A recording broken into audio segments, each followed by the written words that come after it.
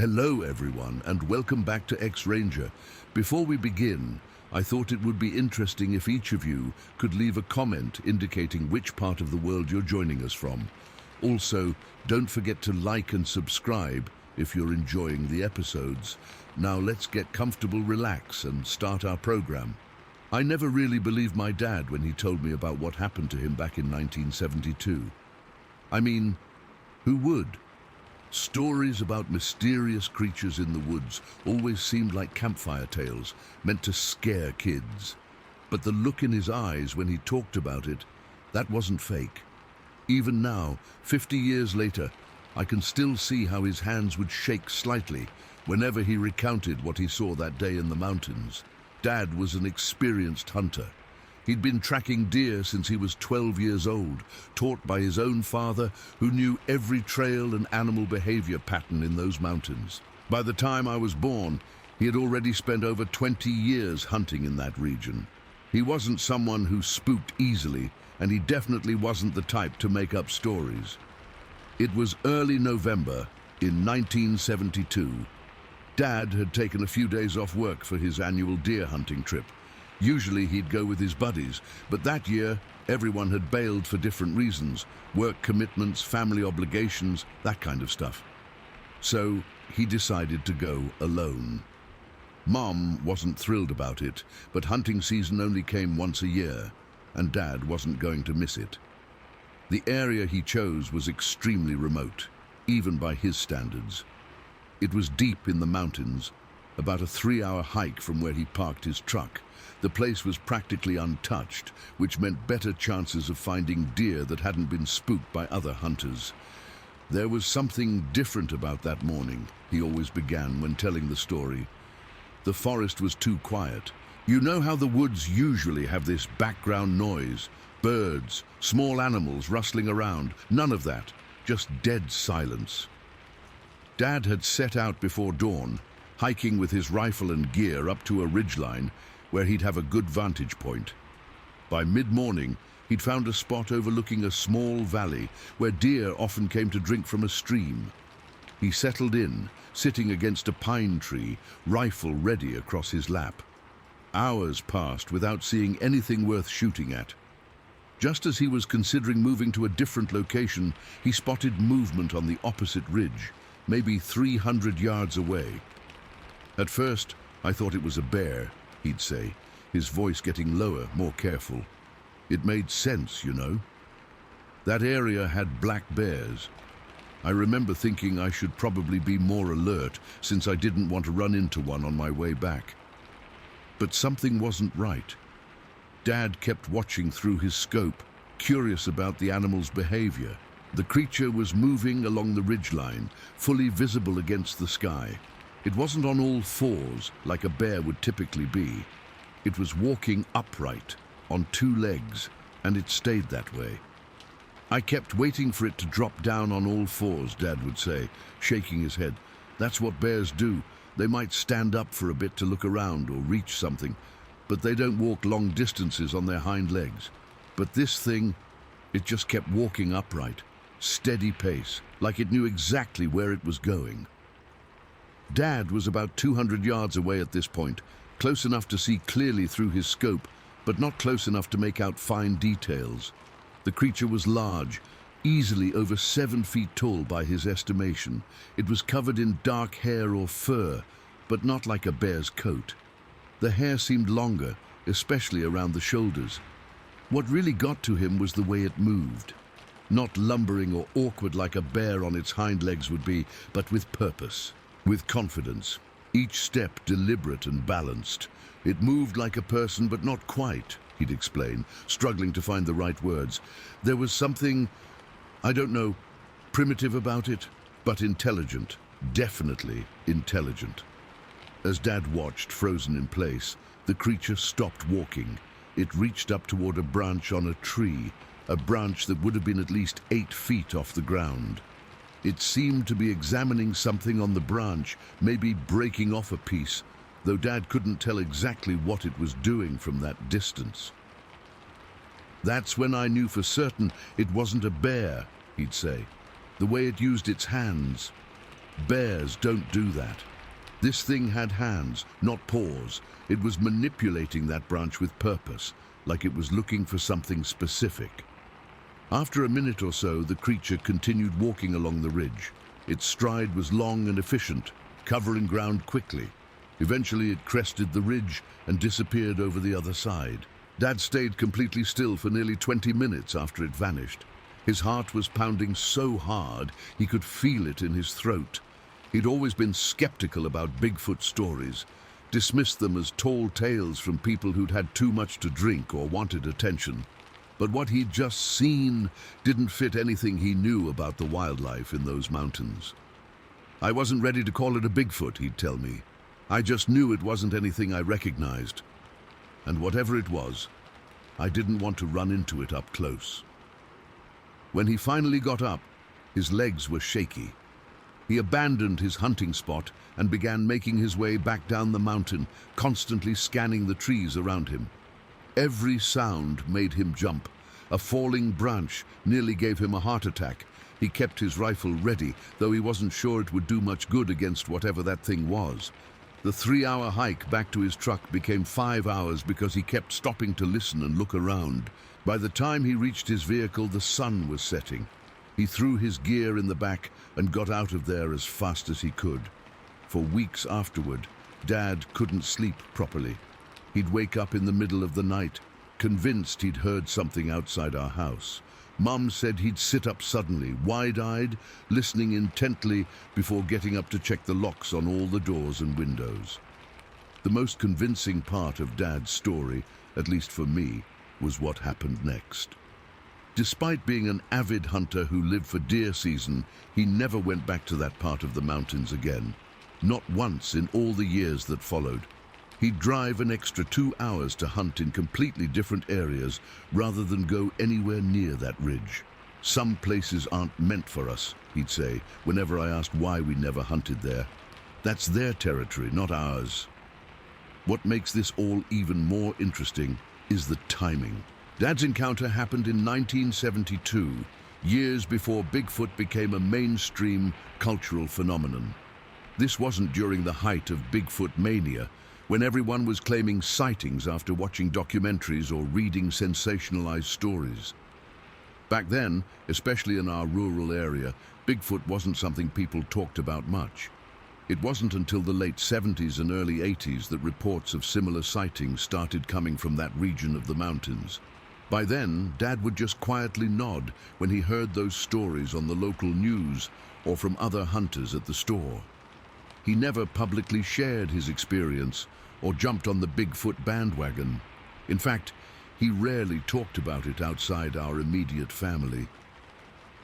I remember one night when I was about 14, we were camping in a different part of the forest. As we sat by the fire, I worked up the courage to ask him if he truly believed he'd seen a Bigfoot that day. He stared into the flames for a long time before answering. "I don't know what I saw," he finally said. "All I know is that it wasn't a bear, it wasn't a person, and it moved through those woods like it owned them. Call it whatever you want." The way his voice dropped and his eyes reflected the firelight, there was fear there, even after all those years. Real fear. And my dad wasn't someone who scared easily. As I got older, I did my own research on Bigfoot sightings, especially in that region. Many of the descriptions matched what my father had seen: the height, the steady bipedal walking, the apparent intelligence in its movements. Some reports even mentioned the creatures manipulating tree branches, breaking them in specific patterns that seemed deliberate, not random. One detail that always stood out to me was how my dad described the silence in the forest that day. When I later read accounts from other alleged Bigfoot encounters, that same detail kept appearing: the unnatural quiet, like all the wildlife knew something was there and had gone still. Last year, after Dad passed away, I found his old hunting journal while cleaning out his workshop. He'd kept detailed records of every hunting trip, where he went, what he saw, what he shot. The entry from that November day in 1972 was different from all the others. It was brief, just one sentence: Saw something on the ridge today. Not going back. That was it. No detailed description, no speculation about what it might have been. Just a simple statement and a decision that he stuck to for the rest of his life. I've thought about going to that spot myself, just to see the place where it happened. I even pulled out his old maps and identified the ridgeline he must have been talking about. But something always holds me back. Call it respect for my dad's warning, or maybe it's that same instinctive caution he felt. The thing that makes me most uneasy isn't the thought that Bigfoot might be real. It's remembering how my father, a man who faced down charging boars, who once stitched his own leg wound in the field, who taught me that most dangers in the woods were exaggerated, was genuinely terrified by what he saw that day. Sometimes when I'm in the woods now, hunting on my own, I catch myself scanning the ridgelines. I listen for that unnatural silence Dad described, and occasionally, when a branch cracks in the distance, or when I sense movement just beyond my field of vision, I wonder if it's watching me. Dad never described seeing the creature's face or eyes, but he didn't need to. The real horror wasn't in any monstrous features or aggressive behavior. The horror was in the recognition, the sudden understanding that something intelligent and unknown was out there in the wilderness, something that moved with confidence through terrain where humans are merely visitors. It wasn't scared of me, Dad would always say at the end of his story. That's what got to me. It knew I was there watching it. It just didn't care. I still hunt deer every season. I still love the mountains and the forest, but I always carry my father's experience with me, and I never stay out after dark in the deep woods. Some boundaries aren't meant to be crossed. Some territories aren't ours to claim. And sometimes, when I'm sitting in a blind waiting for deer, I can't shake the feeling that I'm not the only one watching from the shadows, that something else is out there in those mountains, moving silently between the trees, observing us just as we observe the other creatures of the forest. Dad took many secrets to his grave, but this one he shared, not as a campfire tale, not as a boastful story, but as a warning, a reminder that no matter how much we think we know about the wilderness, there are things out there that remain unknown, things that have perhaps been there long before us and will remain long after we're gone. Last month, I was helping my son set up his first hunting blind.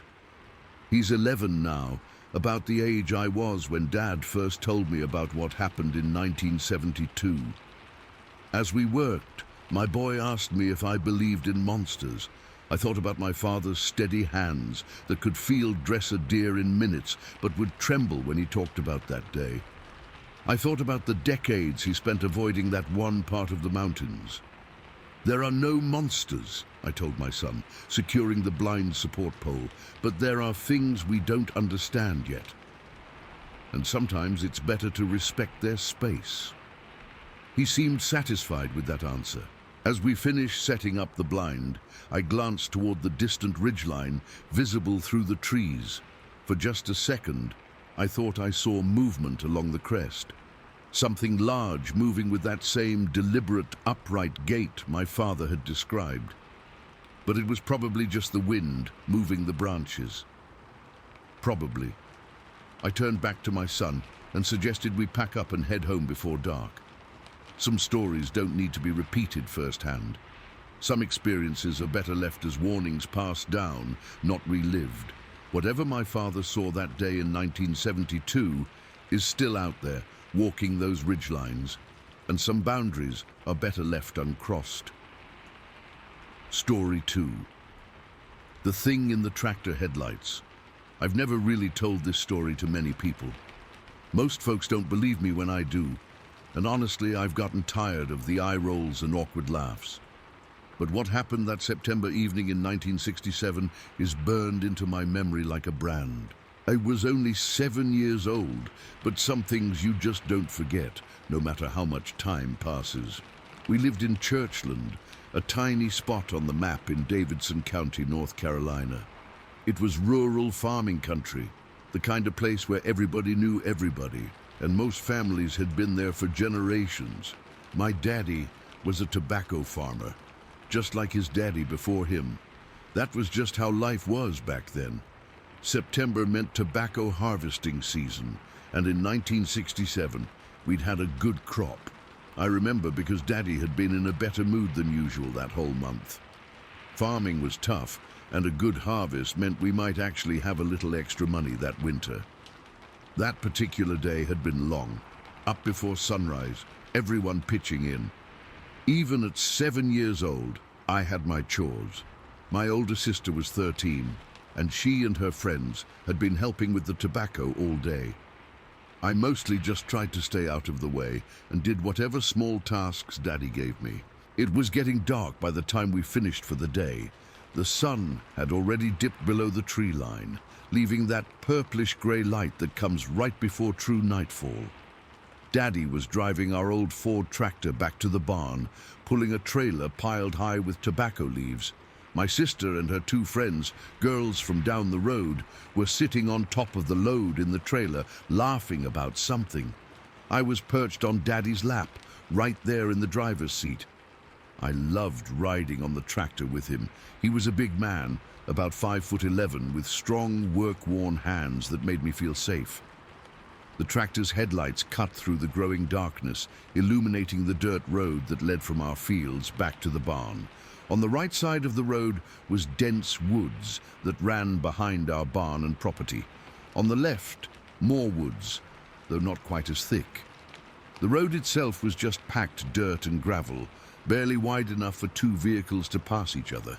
We were about 100 yards from the barn when it happened. At first, I thought it was just a shadow moving between the trees on the right side of the road. The tractor's engine was loud, chugging and rumbling beneath us, so I didn't hear anything unusual. But then, something stepped out from the tree line and onto the road directly in front of us. Daddy immediately slowed the tractor. I remember feeling his body tense up behind me, his arms going rigid around me as his hands gripped the steering wheel tighter. "What in God's name?" I heard him whisper.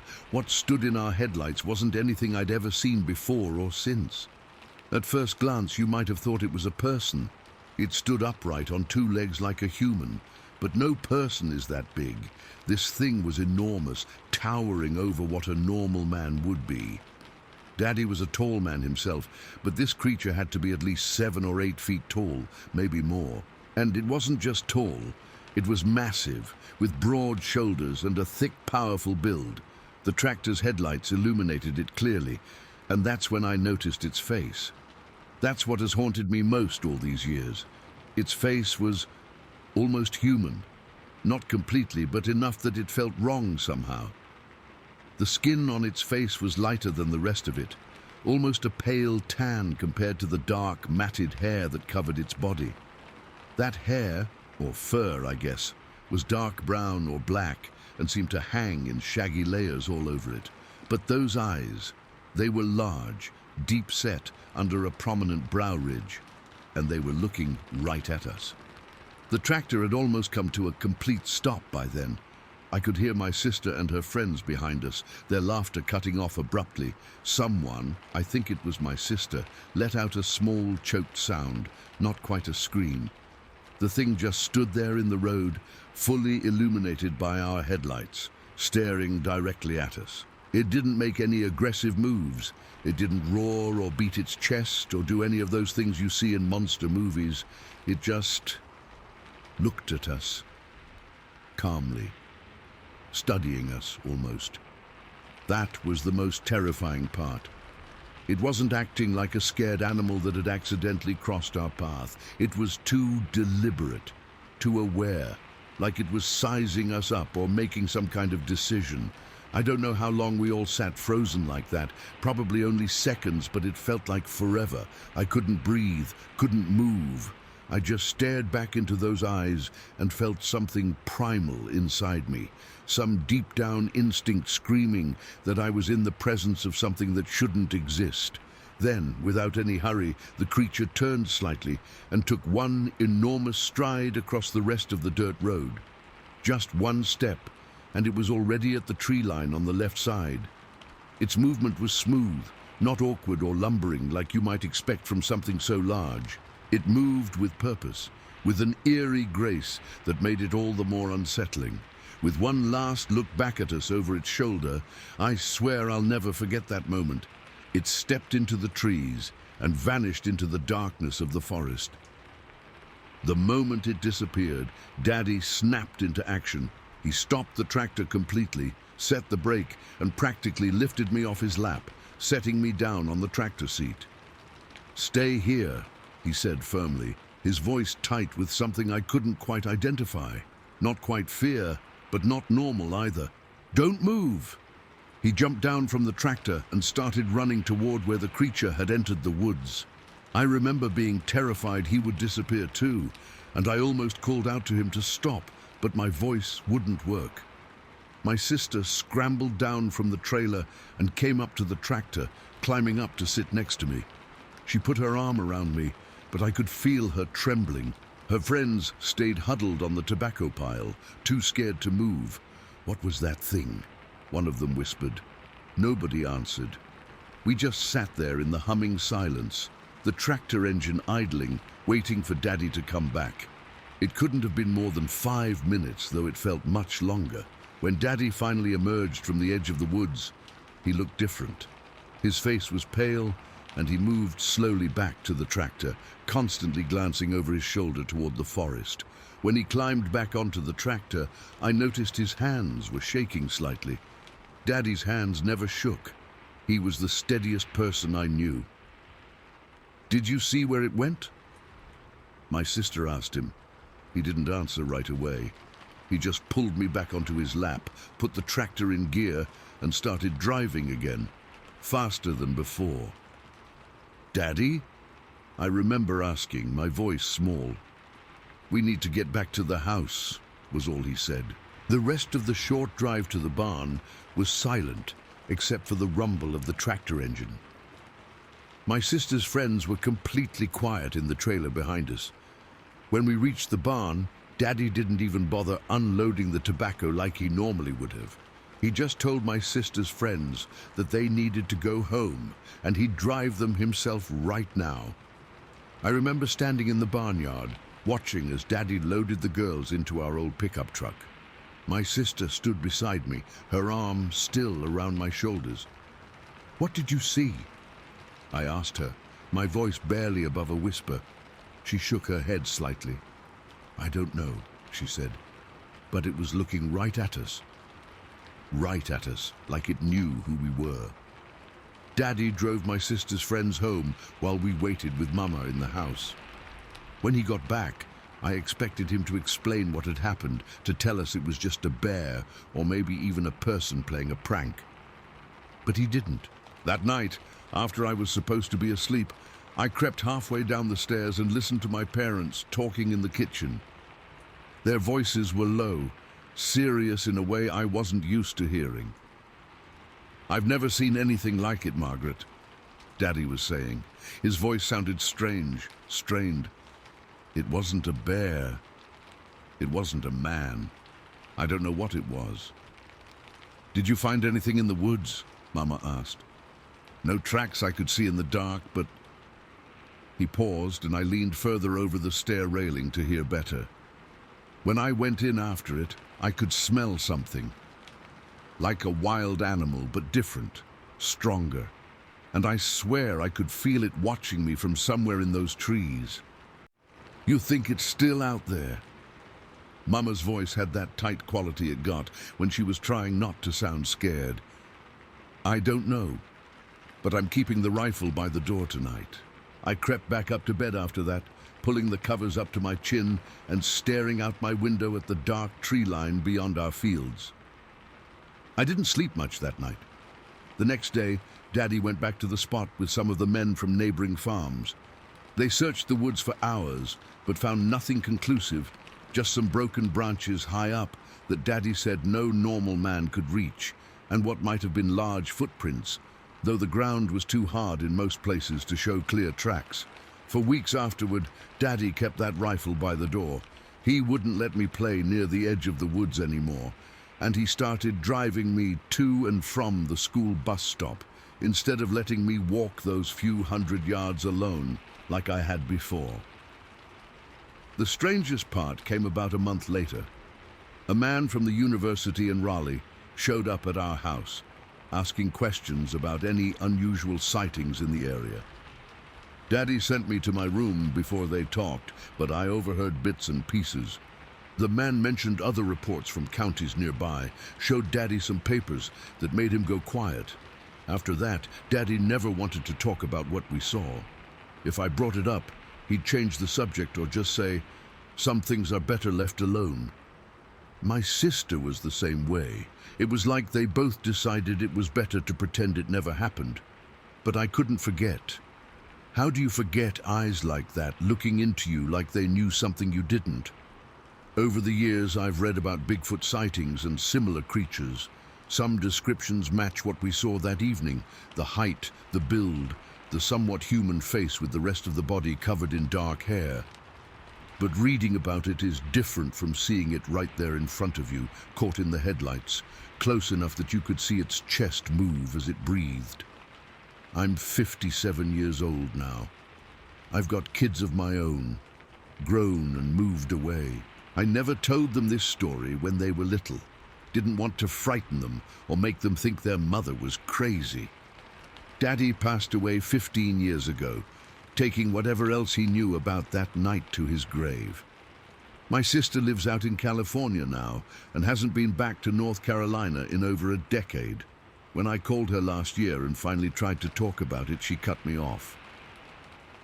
"Some memories are better left in the past," she said. Maybe she's right, but memories don't always stay where you put them. Last summer, I went back to Churchland for the first time in years.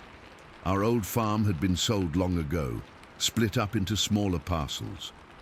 The barn is gone now and most of the fields have grown over or been built on, but that stretch of road is still there, though it's paved now instead of dirt.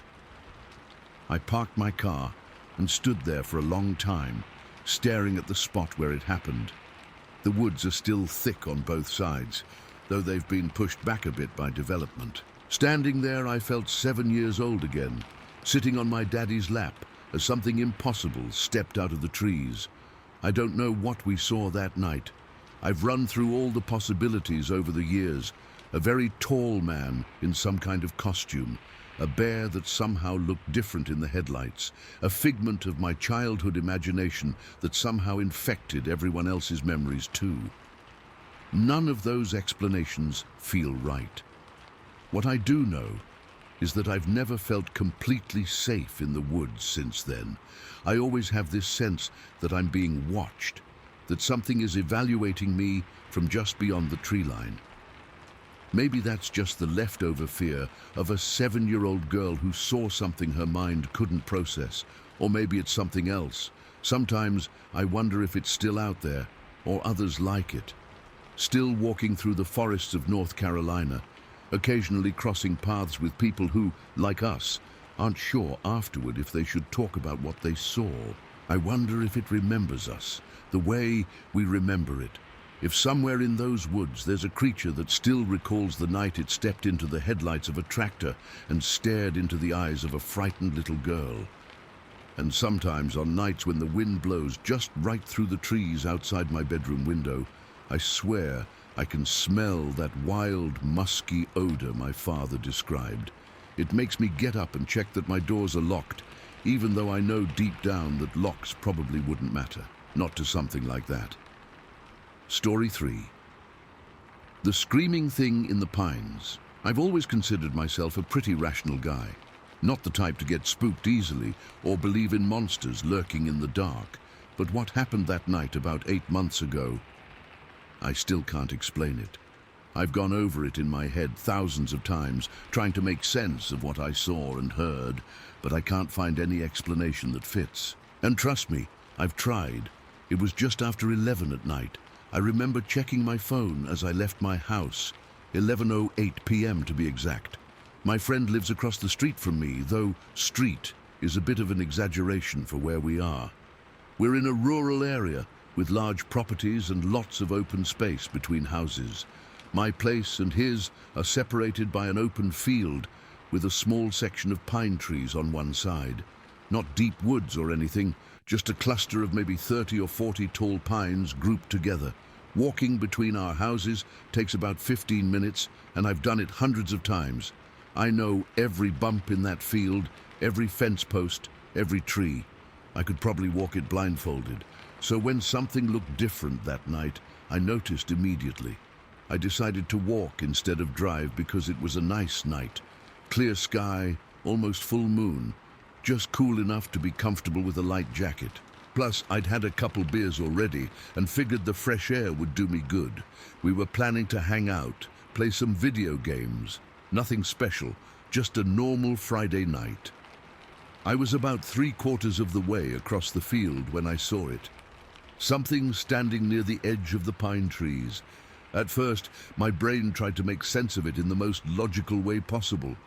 We have some old fence posts scattered around the property, and I initially thought maybe that's what it was, just a post that I'd somehow never noticed before, or maybe a tree stump, but deep down, I knew neither of those explanations made sense. I know this land too well. I stopped walking and just stared at this thing. It wasn't moving at all, just standing there. In the moonlight, I could tell it had mass to it. It wasn't just a shadow or trick of light. It was definitely taller than a person, maybe 7 or 8 feet high. The shape was all wrong too, not like anything I normally see around here. Not a deer, not a cow that had wandered from the neighbor's pasture, not a person. For about 10 seconds, I just stood there staring, trying to process what I was looking at. My heart had already started beating faster, but I told myself I was being stupid. There had to be a logical explanation. Maybe someone had put up a scarecrow or something. But who would do that, and why? I decided to keep walking. I didn't want to look scared, even though there was nobody around to see me. Stupid pride, I guess. So I kept moving forward but slowed my pace way down. I kept my eyes locked on this figure the whole time, watching for any movement. That's when it happened. The thing suddenly turned, not gradually, but with a quick jerking motion. Its whole body pivoted, and then it was looking right at me. I couldn't make out facial features from that distance, just the general shape of a head turning in my direction. For 1 or 2 seconds, it just stared. I froze mid-step, suddenly unable to move, and then it screamed. I've heard a lot of animal sounds in my life. Coyotes howling, bobcats screaming, foxes making those terrible shrieking sounds. I've heard elk bugling and deer snorting. This wasn't like any of those. It was loud, so loud it seemed to physically hit me. The best way I can describe it is like a woman screaming in absolute terror, but with something else mixed in, something not human. It had this raspy, guttural quality underneath the high-pitched wail that made my skin crawl. Before I could even process what was happening, the thing started running. Not toward me, thank God, but straight for the pine trees. And the entire time it ran, it kept screaming. Not just once or twice, but continuously. This sustained, horrible sound that seemed to go on forever. It was moving fast, covering ground in a way that didn't seem natural. Its stride was too long, too fluid for something that size. I was completely frozen in place. Couldn't move, couldn't think, could barely breathe. All I could do was watch as this thing ran into the tree line. Once it hit the pines, I couldn't see it anymore, but I could still hear it. That screaming continued for what felt like an eternity, but was probably closer to a minute. The sound seemed to move deeper into the trees, gradually fading, but never completely stopping before it was out of earshot. When I couldn't hear it anymore, the silence felt deafening. For a few moments, I just stood there in the middle of the field, my heart pounding so hard I could feel it in my throat. My legs were shaking. I realized I was holding my breath and forced myself to exhale. I had a choice to make. My friend's house was still about a quarter mile away. My house was 3/4 of a mile in the opposite direction. The thing had run away from both houses, deeper into the pine section that eventually connects to a larger wooded area. I was literally stuck in the middle of an open field with nowhere to hide. I chose to keep going forward to my friend's place since it was closer. Those next few minutes were the longest of my life. I walked as fast as I could without actually breaking into a run, because somehow in my mind, running might attract that thing's attention again. I kept looking over my shoulder every few seconds, convinced I would see it emerging from the trees, coming after me this time. By the time I reached my friend's driveway, I was drenched in sweat despite the cool night air. My hands were shaking so badly I could barely knock on his door.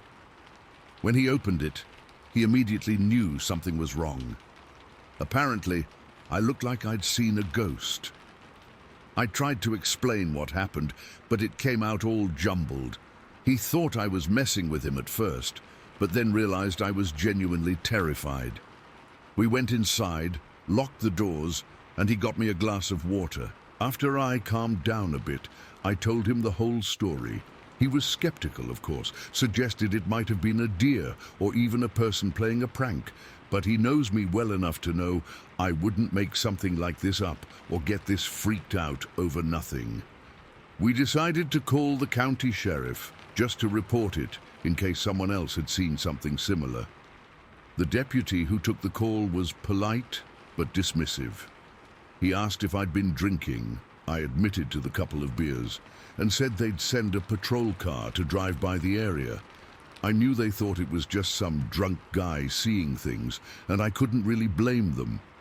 My friend offered to let me crash at his place, but eventually I decided to face my fears and go home. There was no way I was walking back across that field, though. He drove me the long way around on the actual road, about a 5-mile detour to go what would normally be a straight shot across the field. That night I barely slept. I kept the lights on and checked the locks on my doors and windows multiple times. Every time I started to drift off, I'd jerk awake thinking I heard that scream again. By morning, I had almost convinced myself it had been some kind of hallucination or that I'd misinterpreted something ordinary. But then I found the footprints. The next day, I worked up the courage to go back out to the field in broad daylight. I retraced my steps from the night before, trying to pinpoint exactly where I'd been when I saw the thing. When I got to the approximate spot, I headed toward the pine trees, to the place where I'd seen it standing. The ground there is usually pretty hard-packed, not the kind that shows footprints easily. But there had been morning dew, and in a patch of slightly softer soil near the tree line, I found them. 3 distinct impressions in the ground, each one about twice the size of my own foot. They were deeper at the front, as if whatever made them had been pushing off to run, and they headed straight into the trees, exactly the direction the thing had gone. I took pictures with my phone, though they didn't come out great. The impressions were subtle and hard to see in photos. By the time the deputy finally came by later that afternoon, the sun had dried the ground, and there was barely anything visible. He didn't even bother getting out of his car, just rolled down his window, asked if I'd seen any more monsters, and drove away, chuckling. In the weeks that followed, I did some research, looked up local wildlife, trying to find something that could explain what I'd seen and heard. Nothing fit. I even fell down the Bigfoot rabbit hole online, reading countless stories and watching videos. Some descriptions were similar to what I'd experienced, but most Bigfoot encounters don't mention the screaming, at least not like what I heard. I've gone back to my friend's house many times since then, but never on foot and never at night. I drive the 5-mile route around, even in broad daylight. Sometimes when I'm driving past that field, I catch myself scanning the tree line, half expecting to see that figure standing there again. The thing that bothers me most isn't just what I saw, but the way it screamed. It wasn't a warning call or a predatory sound. It was almost like it was afraid, like my presence had terrified it as much as it terrified me. That's what keeps me up at night sometimes. The idea that there's something out there, something unknown that can feel fear just like us, but expresses it in a way that's so alien, so unsettling. I still live in the same house. I still look out my windows at that field and those pine trees every day. Life goes on, and mostly I try not to think about it. But sometimes when I'm alone at night and the house is quiet, I swear I can hear something moving outside. Something large, trying to be quiet, but not quite managing it. On those nights, I turn up the TV or put on music, anything to drown out the sounds and the memories. Last week, something happened that brought it all rushing back. I was taking out the trash after dinner, just after sunset. As I lifted the lid of the garbage can, I caught a whiff of something that stopped me cold. It was a musky, wild smell, similar to a wet dog, but stronger and more, I don't know, primal somehow. It triggered an instant memory of that night, though I hadn't consciously registered any smell during the encounter itself. My brain must have noticed it, but filed it away behind the more obvious visual and auditory input. I dropped the trash bag and went back inside, locking the door behind me. For the next hour, I sat in my living room with all the lights on, watching out the windows, listening for anything unusual.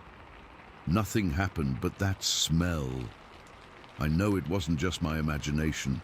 I haven't told anyone else about this. Not my family, not my other friends. Just the one friend who drove me home that night, and he's kind enough not to bring it up anymore. I think he believes me, or at least believes that I believe it. But there's nothing else to say, really. No conclusions to draw, no actions to take. Whatever I saw that night is still out there somewhere. Maybe it lives in those woods, or maybe it was just passing through. Maybe there are more of them. I don't know, and I don't want to know. I just want to forget it ever happened. But I can't. Sometimes I wonder what would have happened if it had run toward me instead of away from me. Or what might happen if I ever encounter it again, perhaps somewhere I can't escape so easily. Those thoughts keep me from walking anywhere alone after dark now. The rational part of my brain still tries to find explanations. Maybe it was some kind of escaped exotic animal. Maybe it was a person with some kind of condition that affects their appearance, living off the grid. Maybe I did hallucinate the whole thing, despite the footprints I found. But deep down, I know what I saw was real. And I know it wasn't anything that's supposed to exist in this world, at least not according to science and common knowledge. There are things out there in the dark that we don't understand, things that only reveal themselves when we least expect it. Just last night, I was sitting on my back porch having a beer, watching the sunset over the field. As the light faded and shadows grew longer, I found myself staring at the pine trees again. For just a second, I thought I saw movement among them, something tall shifting position behind a trunk. I blinked, and whatever it was had vanished. I went inside immediately and locked the door. As I was closing the blinds on my back window, I paused and looked out one more time. The pine trees were just silhouettes now against the darkening sky, but for a split second, I swear one of those silhouettes moved in a way trees don't move. And even though it's impossible from that distance, I felt like something was watching me from those trees, watching and waiting. I haven't been back outside since. Story 4. I almost hit a Jawa on Highway 26. I've never really told many people about what happened that night in April of 1983. When I have, they usually laugh or assume I was just road tired and seeing things. But I know what I saw, and even now, nearly 40 years later, I still get chills driving on mountain roads at night. I was 21 at the time, a junior at UW-Madison. Me and 2 buddies had gone down to Daytona Beach for spring break, the classic college road trip, you know. 10 days of partying, beaches, cheap beer, and sunburns. The kind of trip you take when you're young enough to recover from sleeping in a cramped car and eating nothing but gas station food. We'd driven my old Chevy Malibu all the way from Wisconsin down to Florida. It wasn't anything fancy, just a '78 model with faded blue paint and a temperamental transmission, but it was reliable enough, and the heat worked, which was all we needed. After spring break ended, we were making the long haul back to Wisconsin, but taking a slight detour to drop off our friend Mike in Charleston, South Carolina, where his girlfriend lived. After leaving Charleston, it was just me and my buddy Steve for the final leg back to Madison. I remember it was a Wednesday night, and we were both dreading getting back to classes on Friday morning after missing the first half of the week. We figured we'd drive through the night, taking turns at the wheel so we could make it back by Thursday evening. I'd taken the first driving shift out of Charleston. Steve was supposed to take over after a few hours, but he'd knocked back a couple beers before we left Mike's girlfriend's place and was out cold in the back seat almost as soon as we hit the highway. So much for switching drivers. We were passing through North Carolina on Highway 26 near Hendersonville, just past Asheville. If you've never driven through that part of the Appalachians, it's beautiful during the day, all rolling mountains covered in thick forests. But at night, those same mountains make the roads twist and turn like a snake, with steep drop-offs that disappear into absolute darkness. The highway narrows through there too, with just 2 lanes winding through the mountains. By this point, I'd been driving for about 5 straight hours since Charleston. It was somewhere between 2 and 3 in the morning, that weird dead time when your body is screaming at you to sleep, but you're just pushing through. You know how it is on a long drive. Your mind starts playing tricks on you. Your eyes get heavy, then suddenly jerk open when you realize they've closed. You blast the radio, roll down the windows to let the cold air hit your face, anything to stay alert. The road was completely empty. I hadn't seen another car in at least 20 minutes. There were no streetlights out there, just the glow from my headlights cutting through the darkness, illuminating maybe 50 feet of road ahead of me. On either side of the highway was dense forest, the trees pressing right up to the edge of the road in most places. No shoulder, no guardrails, just asphalt that ended abruptly where the forest began. I was doing about 65 miles per hour, not speeding much, but moving at a good clip given the twisty nature of the road. Steve was snoring in the back seat, and I'd just cracked open a can of Coke to help stay awake. That's when it happened. From the right side of the road, something darted out directly into my headlights. At first, my brain registered it as a child. That was my first horrifying thought, that somehow a kid was out here in the middle of nowhere at 3 in the morning. But in the split second that followed, I realized that whatever this was, it wasn't a child. It wasn't anything I recognized. The creature was small, maybe 4 to 5 feet tall. It was covered in what looked like brown fur or hair, but not like an animal's fur. More shaggy, almost like a matted coat or robe. What struck me most was its head, distinctly pointed at the top, almost cone-shaped. As it moved across the road, its arms swung in an odd pendulum-like motion, not quite natural, not quite human. Time seemed to slow down. I can still recall every millisecond of what happened next. My foot slammed on the brake pedal so hard that I'm surprised I didn't push it through the floor. The Malibu's tires locked up immediately. This was before anti-lock brakes were common, and I felt the car begin to skid. The steering wheel jerked in my hands as the rear end started to fishtail. The creature turned toward my car, and for just an instant, I caught a glimpse of where its face should have been. But there was only darkness under what seemed like a hood, a void where features should be. Just empty blackness staring back at me. I remember thinking, with absolute clarity, I'm about to hit a fucking Jawa. That's literally what went through my mind. I was a huge Star Wars fan, and that was the only reference point my panicking brain could latch onto. Those little hooded creatures from the movies. It sounds ridiculous now, but in that moment of pure adrenaline and fear, that's what my mind gave me. Somehow, by some miracle, the car skidded to a stop, just inches from where this thing was standing. I mean literally inches, close enough that my headlights were fully illuminating it.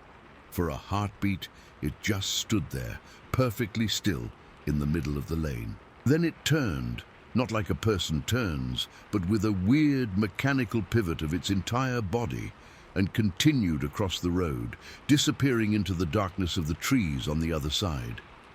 The whole thing couldn't have taken more than 5 seconds from first sighting to when it vanished into the forest. The sudden stop had thrown Steve forward against the front seat, jolting him awake. My other buddy, Pete, who'd been curled up asleep against the passenger door, was also startled awake, his head having smacked against the window. "What the fuck, man?" Steve mumbled, still half asleep and confused. I was gripping the steering wheel so tight my knuckles were white. I couldn't speak for a moment. My heart was pounding like it was going to burst out of my chest. I could feel sweat beading on my forehead despite the cool night air coming through the open window. I almost hit something, I finally managed to say. "Like a deer?" Pete asked, rubbing his head where it had hit the window. "No," I said, my voice shaking, "like a fucking Jawa from Star Wars." They both stared at me like I'd lost my mind, and honestly I was starting to wonder if I had. "Dude, you're falling asleep at the wheel," Steve said, sounding more alert now. "Pull over, I'll drive." "No, I'm serious," I insisted. Something ran across the road. It was right in front of us. Small, brown, hooded, like a goddamn Jawa. I was babbling, I know, but I was also scared in a way I'd never been before. It wasn't just the near accident. I'd had close calls with deer before. It was the wrongness of what I'd seen, the way it moved, the way it turned to look at me, that black void where a face should be. "I saw it," I repeated, clear as day in the headlights. Pete and Steve exchanged a look I could see in the rearview mirror, the kind of look you give when you think your friend has finally cracked. "Okay, man," Steve said cautiously. "Either way, let me drive for a while. You're obviously wiped out." I nodded, still too shaken to argue. We sat there on the empty highway for a minute, the engine idling. I couldn't bring myself to get out of the car to switch seats, not with those dark woods surrounding us, not with the memory of that thing still fresh in my mind. So I awkwardly climbed between the front seats into the back, while Steve squeezed his way up to the driver's seat. As Steve put the car in gear and started driving, I kept looking out the back window, half expecting to see that creature emerge from the trees and chase after us. The rational part of my brain knew that was ridiculous, but rationality had pretty much taken a back seat at this point.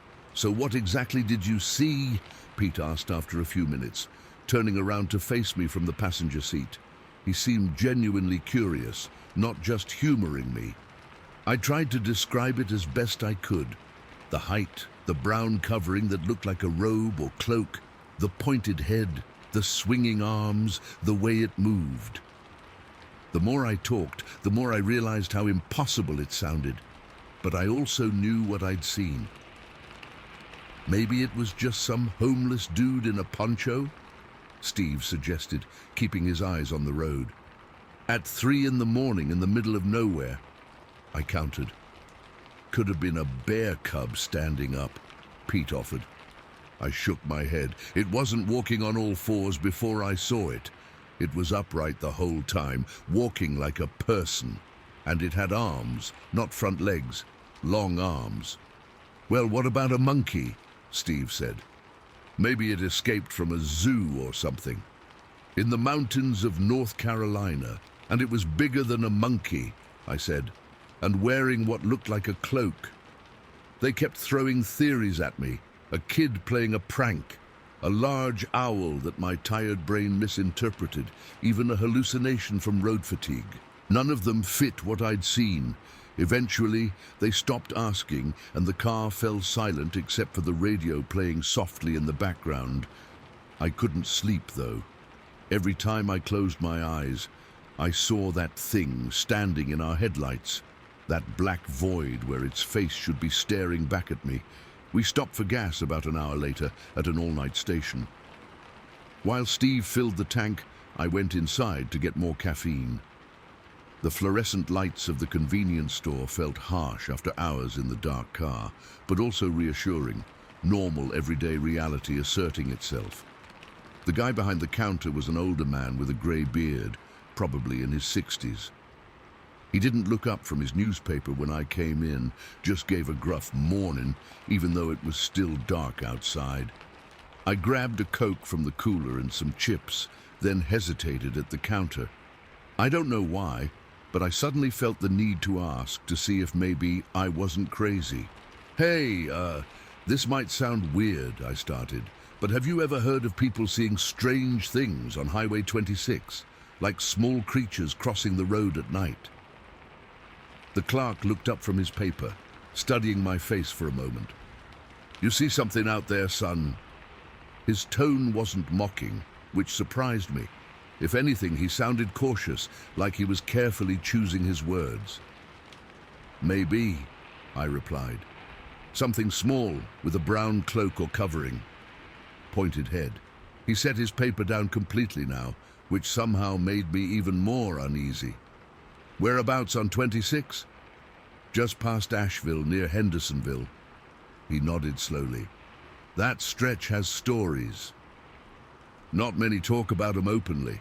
Some call them the little brown men. Some say they're spirits. Others say they're something else entirely." A chill ran down my spine. "What do you think they are?" The clerk shrugged. "Don't much matter what I think. But I will say this. You ain't the first person to come in here with that look on their face after driving that road at night. And I doubt you'll be the last." He rang up my items without another word about it. As I turned to leave, he added, "Drive careful the rest of the way, son. And maybe stick to daylight hours when you're passing through these mountains again." When I got back to the car, I didn't tell Steve or Pete what the clerk had said. I don't know why. Maybe because I was afraid they'd think I was making it up to validate what I'd seen. Maybe because the clerk's words had unsettled me even more than the encounter itself. Or maybe because, deep down, I didn't want confirmation that whatever I'd seen was known to others. That would make it real in a way I wasn't prepared to accept. We made it back to Wisconsin by Thursday evening as planned. Pete and Steve never mentioned the incident again, and neither did I. We all went back to classes, back to our normal college lives. But something had changed for me. I started researching. This was before the internet, so I spent hours in the university library looking through books on folklore, unexplained phenomena, cryptids, anything that might give me answers. I found scattered accounts of little people in Cherokee legends from the Appalachian region. I read about the Brown Mountain Lights and other strange phenomena reported in those same North Carolina mountains. Nothing matched exactly what I'd seen, but there were enough similarities to keep me searching. I even wrote to the Hendersonville local newspaper and historical society, asking if they had any records of strange sightings on Highway 26. The newspaper never responded. The historical society sent back a polite but dismissive form letter. I've been back to North Carolina many times since then. I even deliberately drove that same stretch of Highway 26 several years later, but during the daytime. It looked completely different in the light, just a normal mountain highway with beautiful scenery. There was nothing sinister about it, nothing to suggest that anything unusual might walk those woods. But I've never driven it at night again. Never will. It's been decades now, and I've mostly come to terms with the fact that I'll never know exactly what I saw that night. Was it a known cryptid like a juvenile Bigfoot? Some unknown species? A being from somewhere else entirely? Or was it really just road fatigue and my imagination, despite how real it felt? I don't talk about it much anymore. People either think you're crazy or they try to fit what you saw into their own beliefs about the supernatural. Neither response really helps, so I've kept it mostly to myself all these years.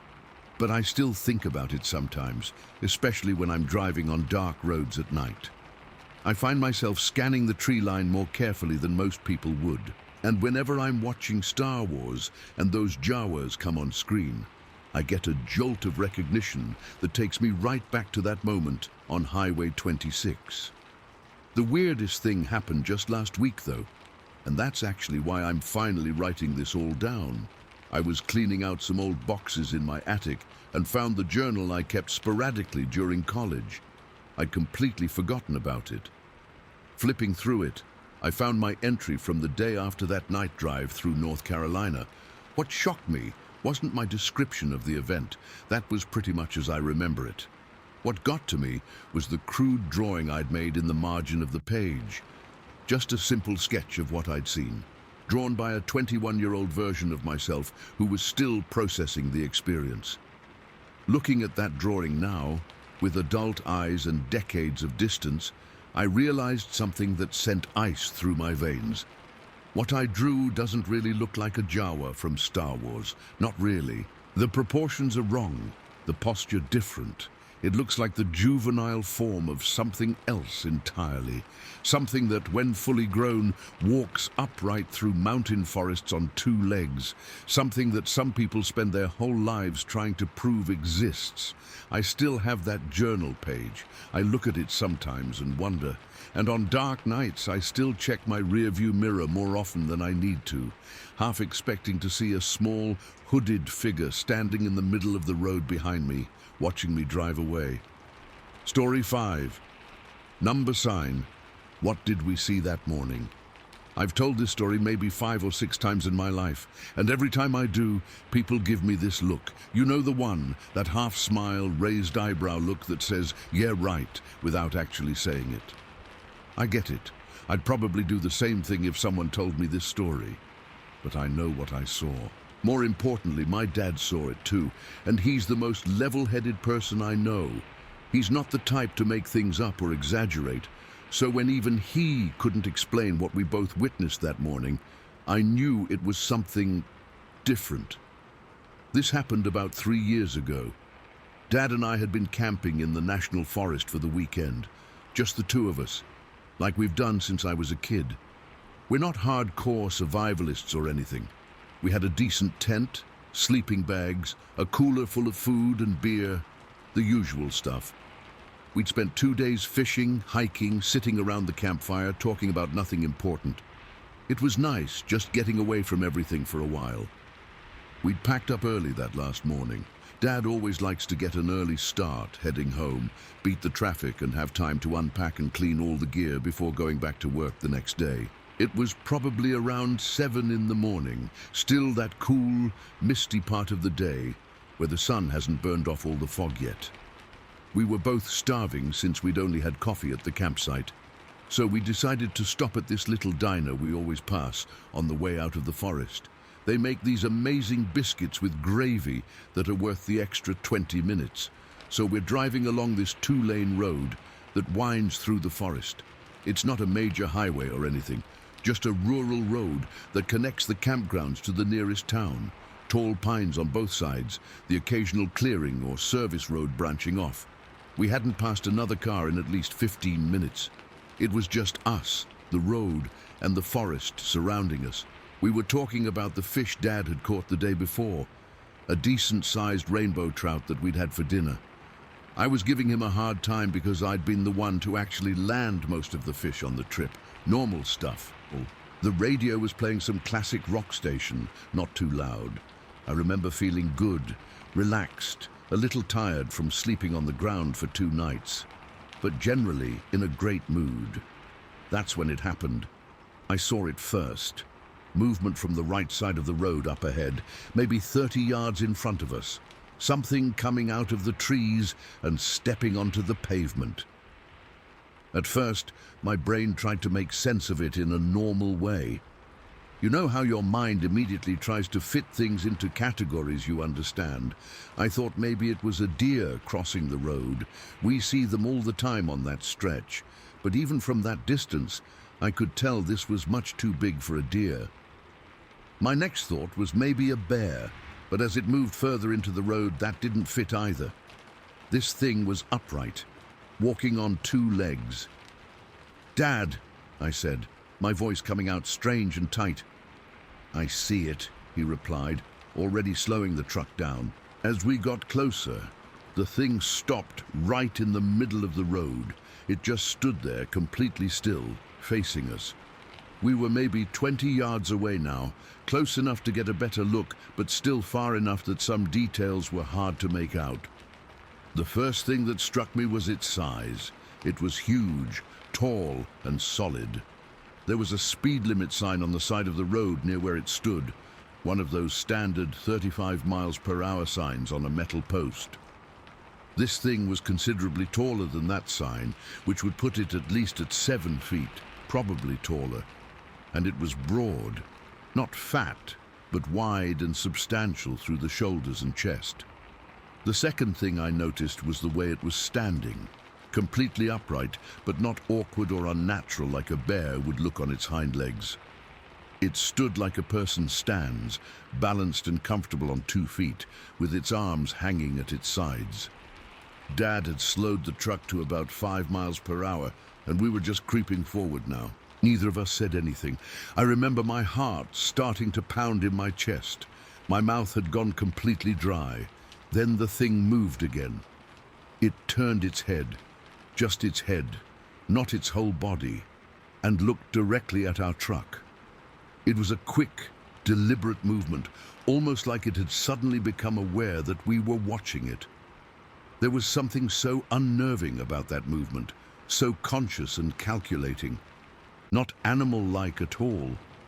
The moment it looked at us, I felt a wave of, I don't even know how to describe it, not exactly fear, though I was definitely afraid. It was more like a sudden, overwhelming sense of wrongness, like seeing something that doesn't belong, something that shouldn't exist in the world as you understand it. Then, in one fluid motion, it turned away from us and moved off the road into the forest on the left side. It didn't run or bound like a startled animal. It just walked, with purpose and intent, disappearing into the trees and underbrush. The whole encounter couldn't have lasted more than 15 seconds, but in that short time, something fundamental shifted in my understanding of the world. Dad and I sat in silence for a moment as the truck came to a complete stop near where the creature had crossed. I could hear my own breathing, shallow and quick. Dad's hands were gripping the steering wheel so tight his knuckles had gone white. "What the hell was that?" I finally managed to say. Dad didn't answer right away. He was still staring at the spot where the thing had disappeared into the trees. "I don't know," he said finally. His voice was steady, but I could hear the tension in it. My dad is not a man who's easily rattled. He's the guy who calmly deals with emergencies, who doesn't jump at strange noises in the dark. But right then, he sounded unsettled in a way I'd rarely heard before. "Should we, I don't know, check it out?" I asked, not really wanting to, but feeling like we should do something. Dad thought about it for a moment, then nodded slowly. He pulled the truck over to the side of the road, put it in park, but left the engine running. "Stay close," he said as we both got out. The morning air felt colder than it had before. The forest sounds, birds, the rustling of leaves in the breeze seemed muted somehow, like the world was holding its breath. We walked to the spot on the road where the creature had stood. I kept looking into the trees where it had disappeared, half expecting to see it watching us, but there was nothing visible beyond the first few yards of underbrush. What struck me immediately was the lack of evidence. The thing had been huge, solid-looking. It should have left footprints on the slightly damp shoulder of the road, broken twigs, disturbed vegetation, something. But there was nothing. The roadside grass wasn't even bent. The underbrush at the edge of the forest showed no sign of something large passing through. "It came from over there," Dad said, pointing to the opposite side of the road, "and went that way." He pointed to where we'd seen it disappear. We carefully crossed to that side and peered into the trees. Nothing moved. No sound of large animal moving away, no snapping branches or rustling leaves, just the normal, quiet sounds of the forest in the morning. "I don't see anything," I said, "not even tracks." Dad nodded, looking troubled. "Let's get back in the truck." Once we were back inside with the doors closed, we sat there for a minute, neither of us speaking. I could tell Dad was trying to process what we'd just seen, trying to fit it into his understanding of the world, just like I was. "What do you think it was?" I asked again. He shook his head slightly. "I'm not sure. Could it have been a bear?" Even as I said it, I knew that didn't fit. Bears don't walk like that thing walked. "No," Dad said firmly. "Not a bear. Bears don't move like that, don't stand like that." "A person then? Maybe someone in the woods wearing some kind of, I don't know, ghillie suit or something?" It sounded ridiculous even as I suggested it. "It was too big," Dad replied. "Too broad. And who would be out here at 7 in the morning in a suit like that? Makes no sense. What about a horse? Maybe it was standing weird, and in the mist it looked like..." "It wasn't a horse," Dad cut me off, not unkindly. "You saw it as clearly as I did.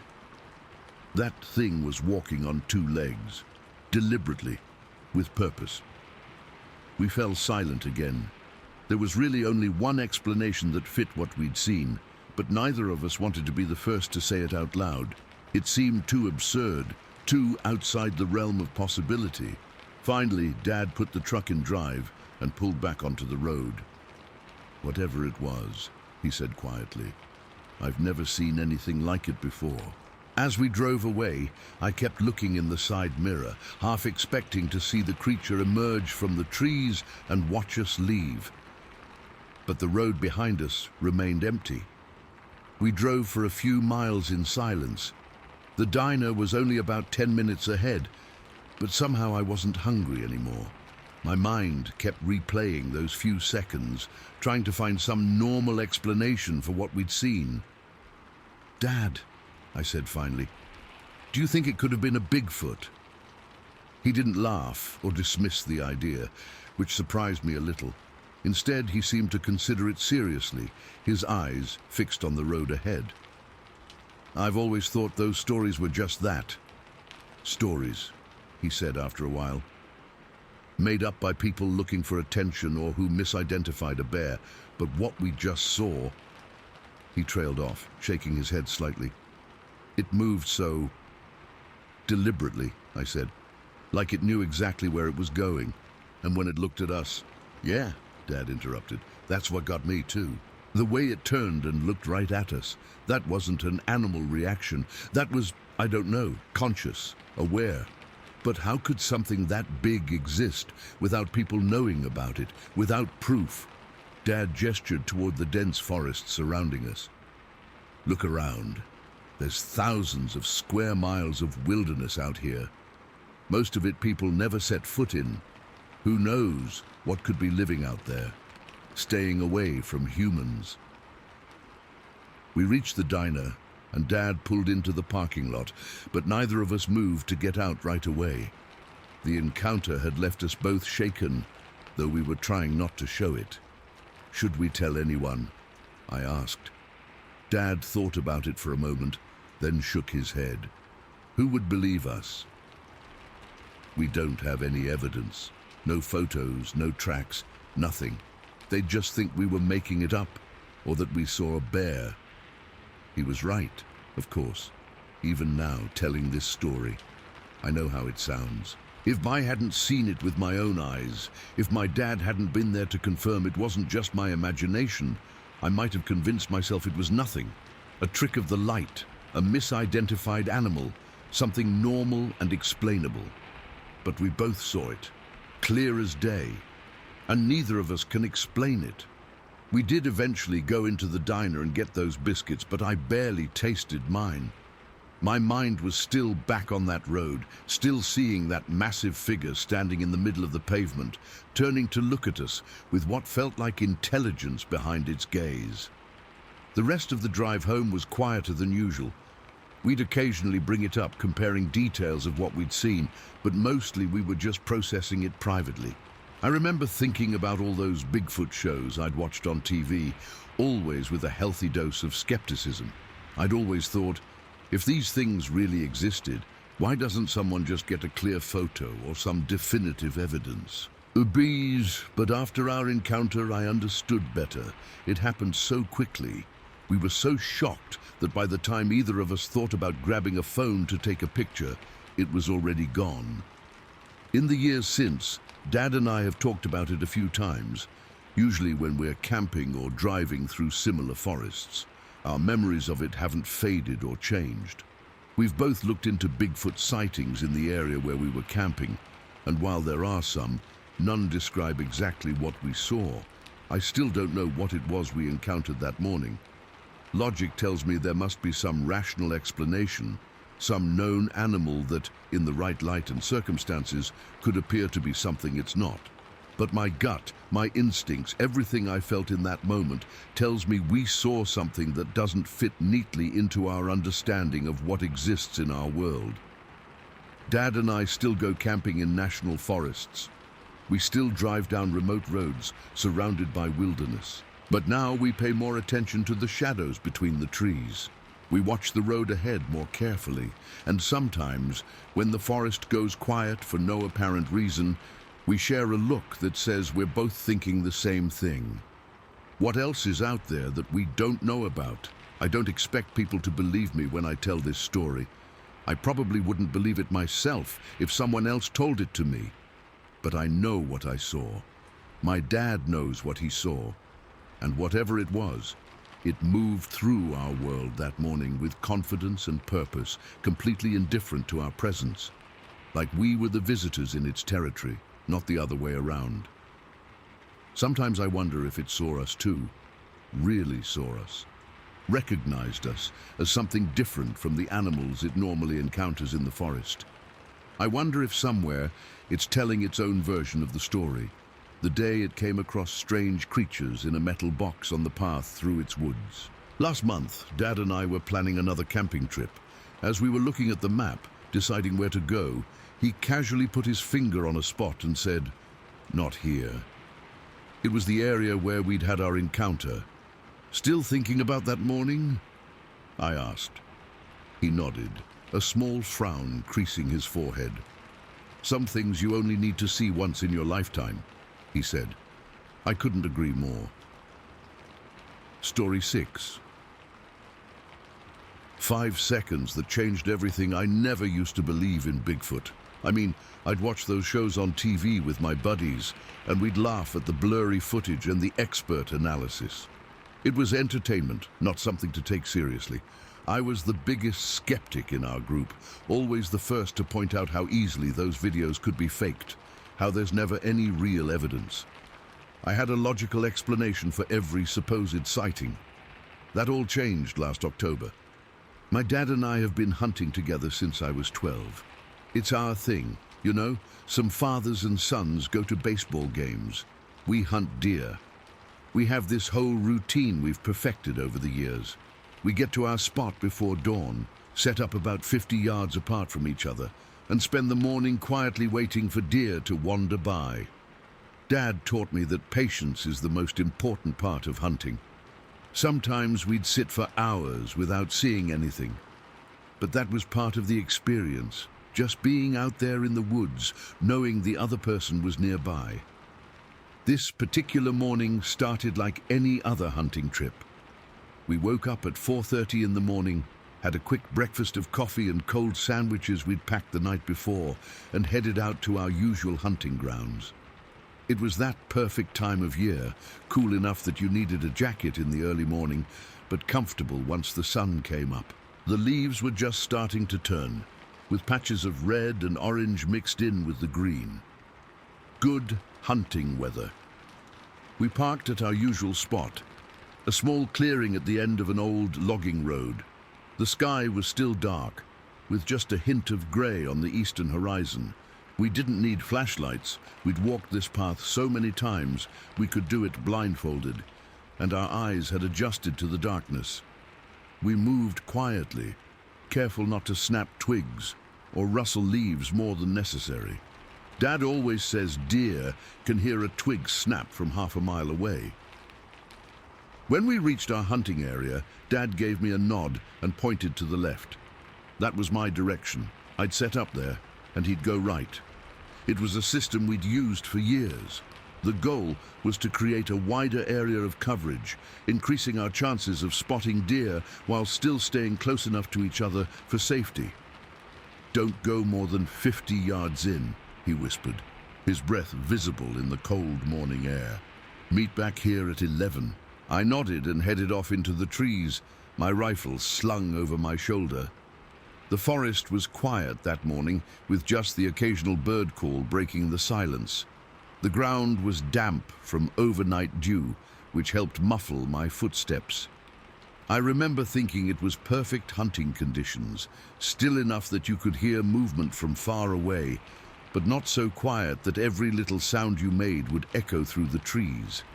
I moved slowly into the forest, scanning for a good spot to set up.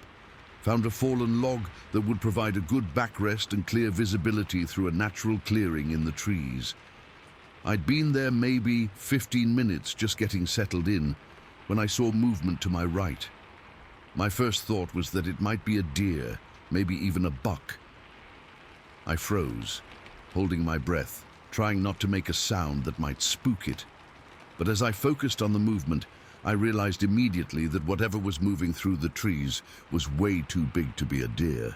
My next thought was that it might be a bear. We occasionally see black bears in these woods, though they usually avoid people. But the way this thing was moving, it wasn't a bear. Bears have a distinctive gait, a sort of rolling lumber. This was different. This was upright. And that's when I saw it clearly. Walking steadily between the trees about 30 yards away was the largest thing I'd ever seen in those woods. It stood easily 7 feet tall, maybe 8.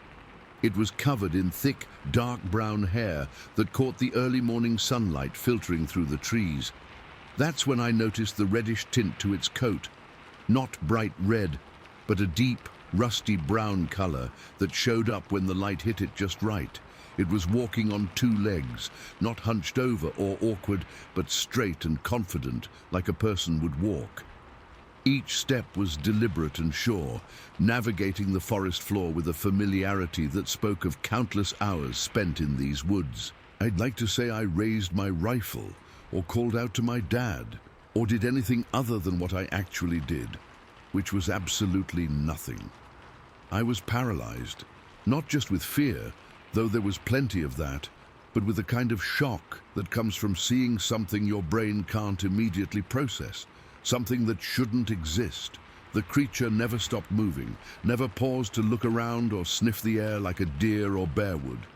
It just maintained that steady pace, walking in a straight line through the trees, and it never once looked in my direction. It's like it didn't know I was there, or more unsettling, it knew exactly where I was, and just didn't care.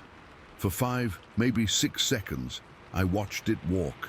My heart was hammering so hard I thought it might explode out of my chest. My hands were trembling, my mouth bone dry, but strangely, my mind felt crystal clear. There was no mistaking what I was seeing, no way to rationalize it as something else. This wasn't a guy in a suit, wasn't a bear, wasn't anything I'd ever seen before. And then, as quickly as it had appeared, it was gone, disappearing into the denser part of the forest without making a sound. No cracking branches, no rustling leaves, just there one moment, gone the next. If I hadn't seen it with my own eyes, I never would have known anything had passed through. I don't know how long I sat there after it disappeared. Could have been minutes, could have been an hour. I was completely frozen, still trying to process what I'd seen. My rifle lay forgotten across my lap. Every nerve in my body was on high alert, listening for any sound that might indicate the creature was coming back. But the forest had gone completely silent. No birds, no squirrels, nothing. Like everything was holding its breath. Eventually, I snapped out of it enough to reach for my phone. I had this desperate urge to call my dad, to tell him to be careful, that there was something out there. But when I pulled out my phone, I hesitated. What would I even say? "Hey Dad, I just saw Bigfoot." He'd think I was messing with him. So I sat there, scanning the trees, jumping at every small sound. Hunting was the furthest thing from my mind at that point. All I wanted was for the morning to be over so I could get out of those woods. When it was finally time to meet back up with my dad, I packed up my gear with shaking hands and made my way back to our meeting spot. Every step I took, I kept looking over my shoulder, half expecting to see that massive figure following me. But there was nothing. Dad was already waiting when I got back. One look at my face, and he knew something was wrong. "You all right? You look like you've seen a ghost," he said, studying my face. I opened my mouth to tell him what I'd seen, but the words stuck in my throat. How could I explain something I could barely believe myself? Would he think I was making it up? Would he laugh it off? "I'm fine," I managed to say. "Just didn't see anything worth shooting at." He nodded, not looking entirely convinced. "Me neither. Pretty quiet out there today." We walked back to the truck in silence. I kept scanning the trees, feeling like we were being watched the entire way. Dad must have noticed because he kept looking at me with concern, but he didn't push it. It wasn't until we were in the truck, driving back toward the main road, that I finally worked up the courage to say something. "Dad, did you ever—" I started, then paused, not sure how to continue. "Have you ever seen anything strange in these woods? Anything that didn't make sense?" He gave me a quick glance before returning his eyes to the road. "What kind of strange are we talking about?" I stared out the window at the passing trees. "I don't know. Something big, something that shouldn't be here." Dad was quiet for so long I thought he wasn't going to answer. Then he sighed, his hands tightening slightly on the steering wheel. "These woods have been here a lot longer than we have," he said finally. "There's plenty of things out there we don't understand." It wasn't exactly an answer, but something in his tone made me think he knew more than he was saying, like maybe he'd seen something too at some point and had been carrying it around all these years without telling anyone.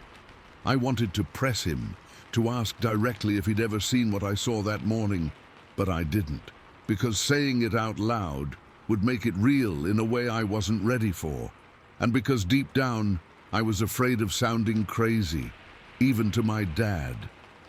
So we drove home in silence, both lost in our own thoughts. That was 8 months ago. I haven't told anyone else about what I saw that day. Haven't posted about it online or called one of those Bigfoot research groups, partly because I know how it sounds, and partly because I'm still trying to make sense of it myself. I've done a lot of reading since then, spent hours going through accounts of other sightings, looking for descriptions that match what I saw. Some come close, the height, the reddish-brown fur, the way it walked. But nothing captures the experience of actually seeing it, the absolute certainty that washes over you in that moment, the knowledge that you're looking at something that exists despite everything you've been told about what is and isn't possible in this world. Dad and I still hunt together. We've even gone back to those same woods, though I was reluctant at first, but we never talk about what I almost told him that day in the truck. It's like an unspoken agreement between us. Some things are better left undiscussed. But I notice that he's more alert now when we're in the woods, more aware of our surroundings. And sometimes, when an unusual silence falls over the forest, I catch him scanning the trees with the same watchful expression I know I have. I still don't know exactly what I saw that morning.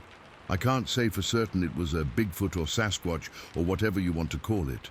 All I know is that I saw something that shouldn't exist, according to everything I'd been taught about the natural world.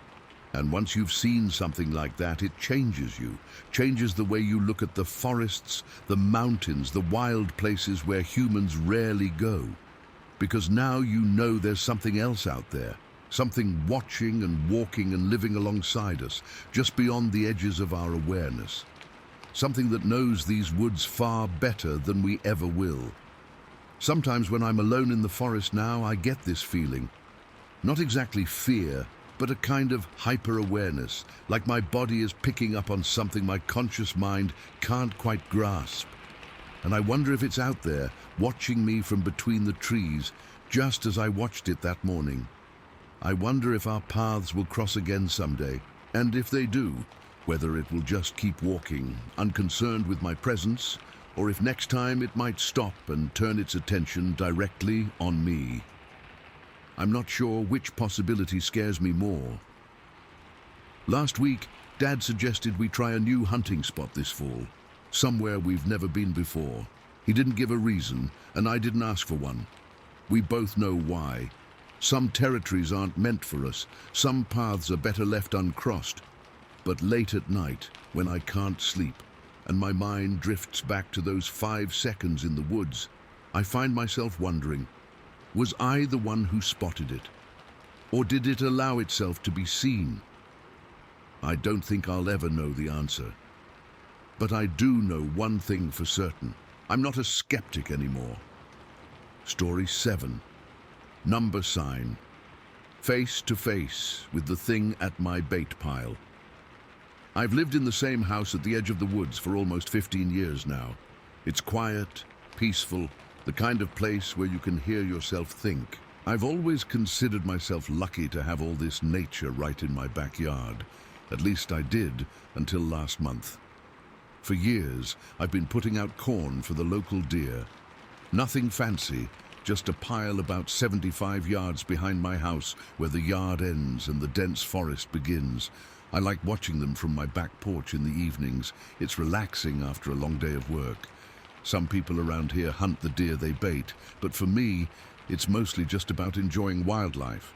Though I won't lie, I do hunt occasionally during season. That day started like any other. It was a Thursday afternoon, around 4 o'clock.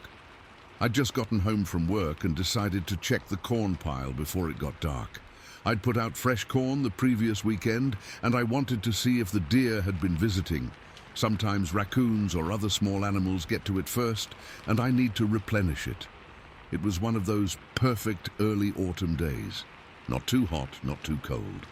The sun was still up, but starting to lower, casting long shadows through the trees. I remember the woods were unusually quiet as I walked out there.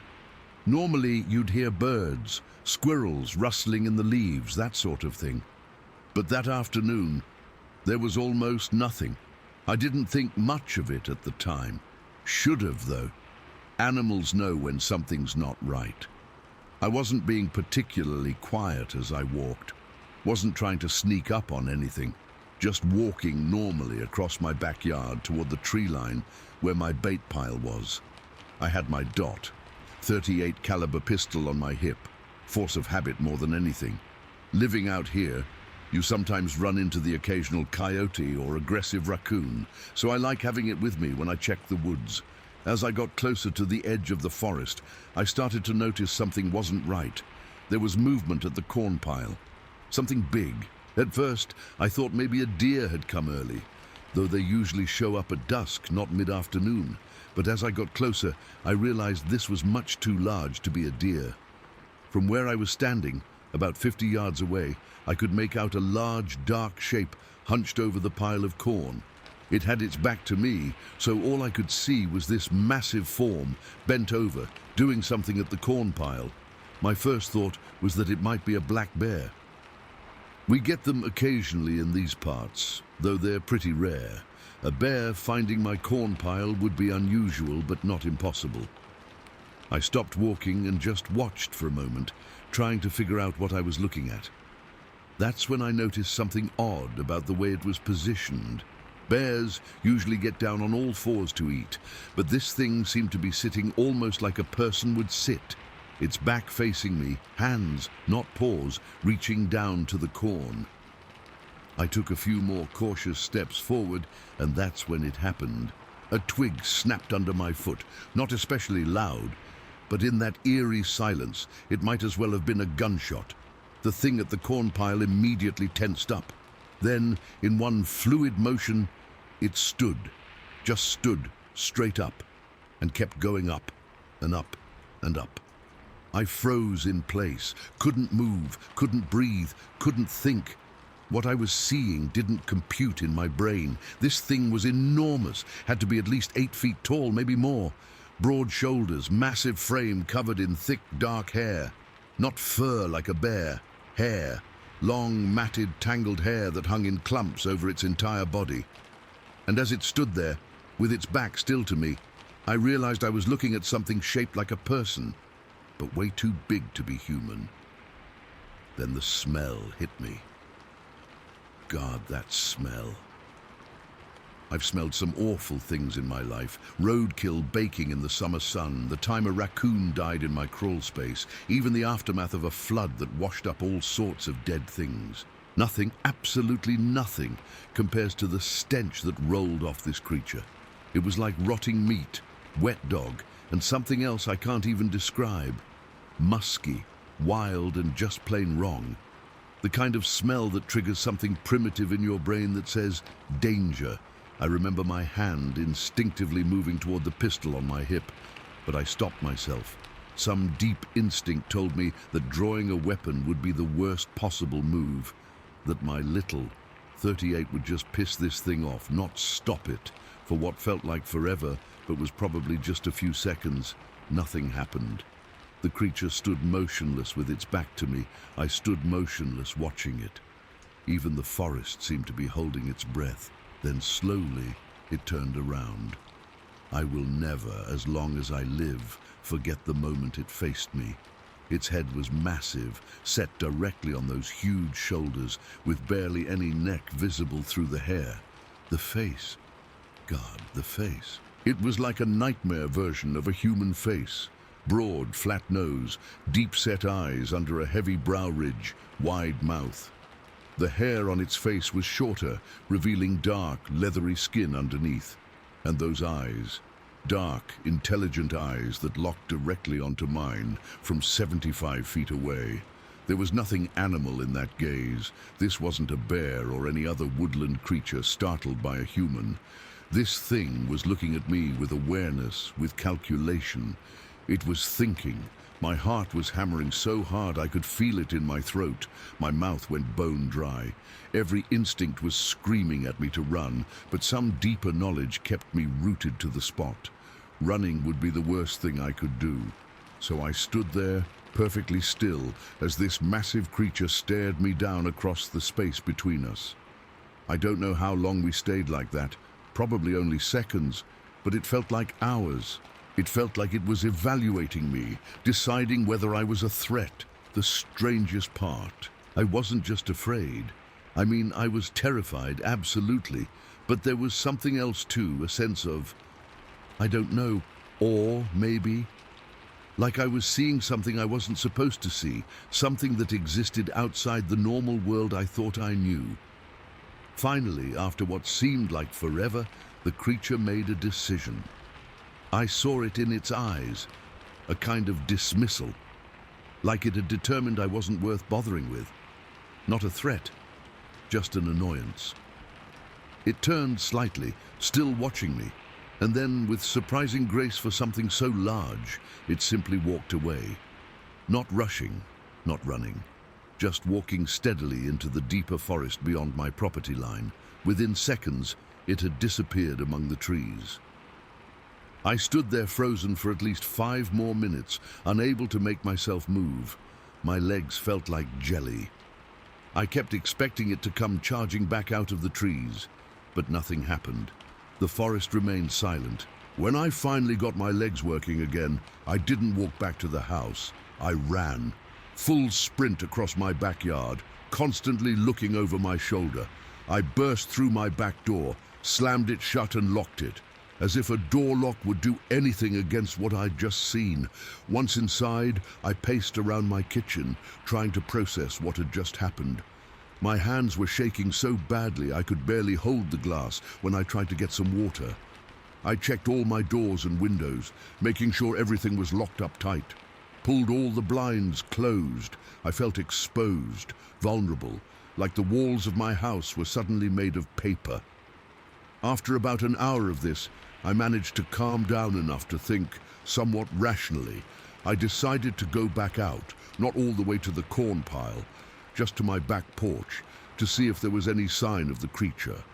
Part of me thought maybe I'd imagined the whole thing. Stress, exhaustion, an overactive imagination. There had to be some explanation, but I knew what I'd seen. From my back porch, I scanned the tree line with my binoculars. The corn pile was visible, but there was no sign of the creature. Nothing moving in the trees, but even from that distance I could see that the corn pile had been disturbed. significantly more than deer would have managed in a short time. As the sun started to set, I went back inside and locked up again.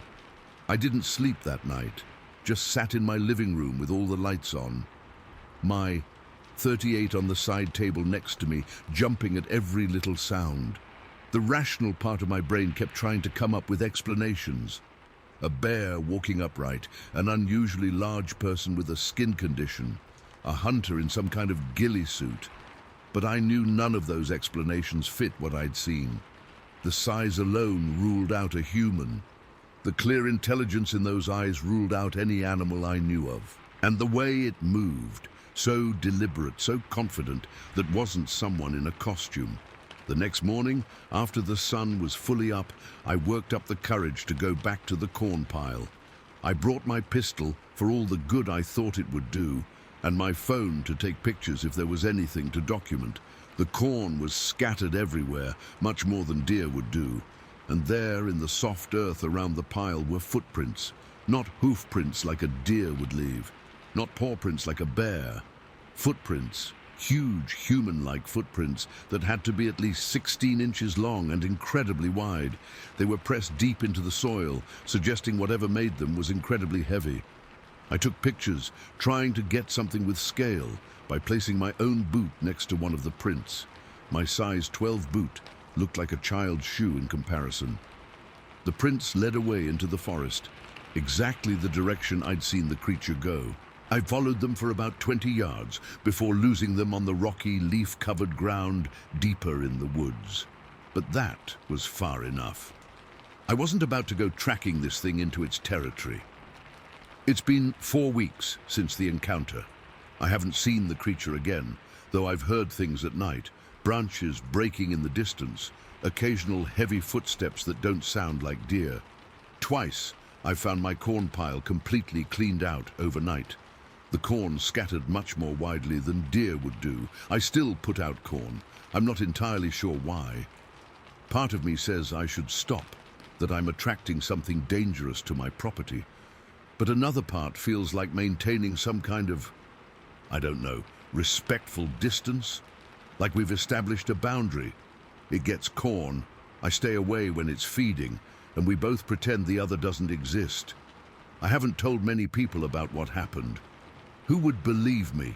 I mentioned seeing something strange in the woods to my neighbor, and he immediately laughed and asked if I'd been drinking. So I've kept the details to myself. But I know what I saw. I know it was real. And I know it's still out there, probably watching my house as much as I'm watching the woods. The most unsettling thing isn't the creature itself, though. It's the realization that if these things exist, if they've been out there all this time, what else might be real that we've dismissed as legend or myth? What else might be watching us from the shadows of the forest? I've installed motion-activated security lights all around my property since the encounter. I tell myself it's just a precaution, but honestly, I'm not sure what good they'll do. This thing didn't seem afraid of me at all. It just seemed tolerant, like I was an annoying but harmless neighbor it had to put up with. That's what keeps me up at night now. Not fear that it will attack me. If it wanted to do that, it could have done it easily that day by the corn pile. No, what bothers me is the intelligence I saw in those eyes, the clear, calculating thought process. This wasn't just some animal acting on instinct. This was a thinking being making decisions, and it decided I wasn't a threat. This time. Last night around 2 in the morning, I was woken up by a sound on my back porch. Heavy footsteps, much heavier than a person's would be. They crossed the length of my porch, paused by the window, then slowly moved away. I laid in bed, completely frozen, listening as the footsteps faded. I didn't get up to look, didn't turn on any lights, just laid there in the dark, my heart pounding, knowing that something huge had just walked across my porch, probably peered in my windows, and then decided to leave me alone. For now. I'm writing this all down because I need to process it somehow, need to make sense of what's happening. But I also know that understanding might not be possible, Some things exist outside our normal frameworks, outside what we're prepared to accept. All I know is that the woods behind my house aren't just mine anymore. Maybe they never were.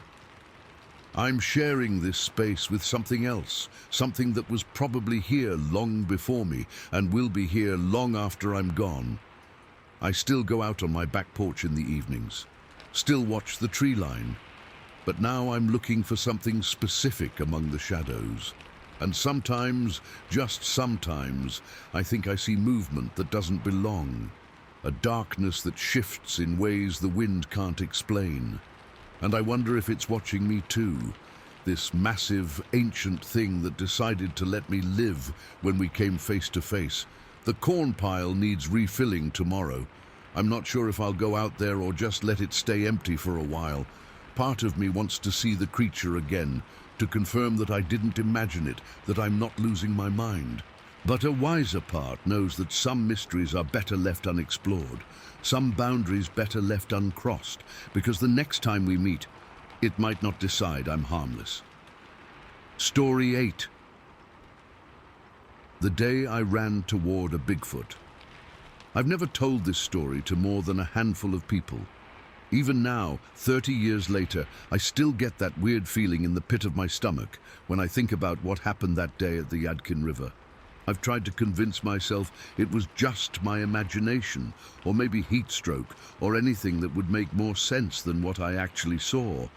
But I know what I saw, and no matter how many years pass, I can't forget it.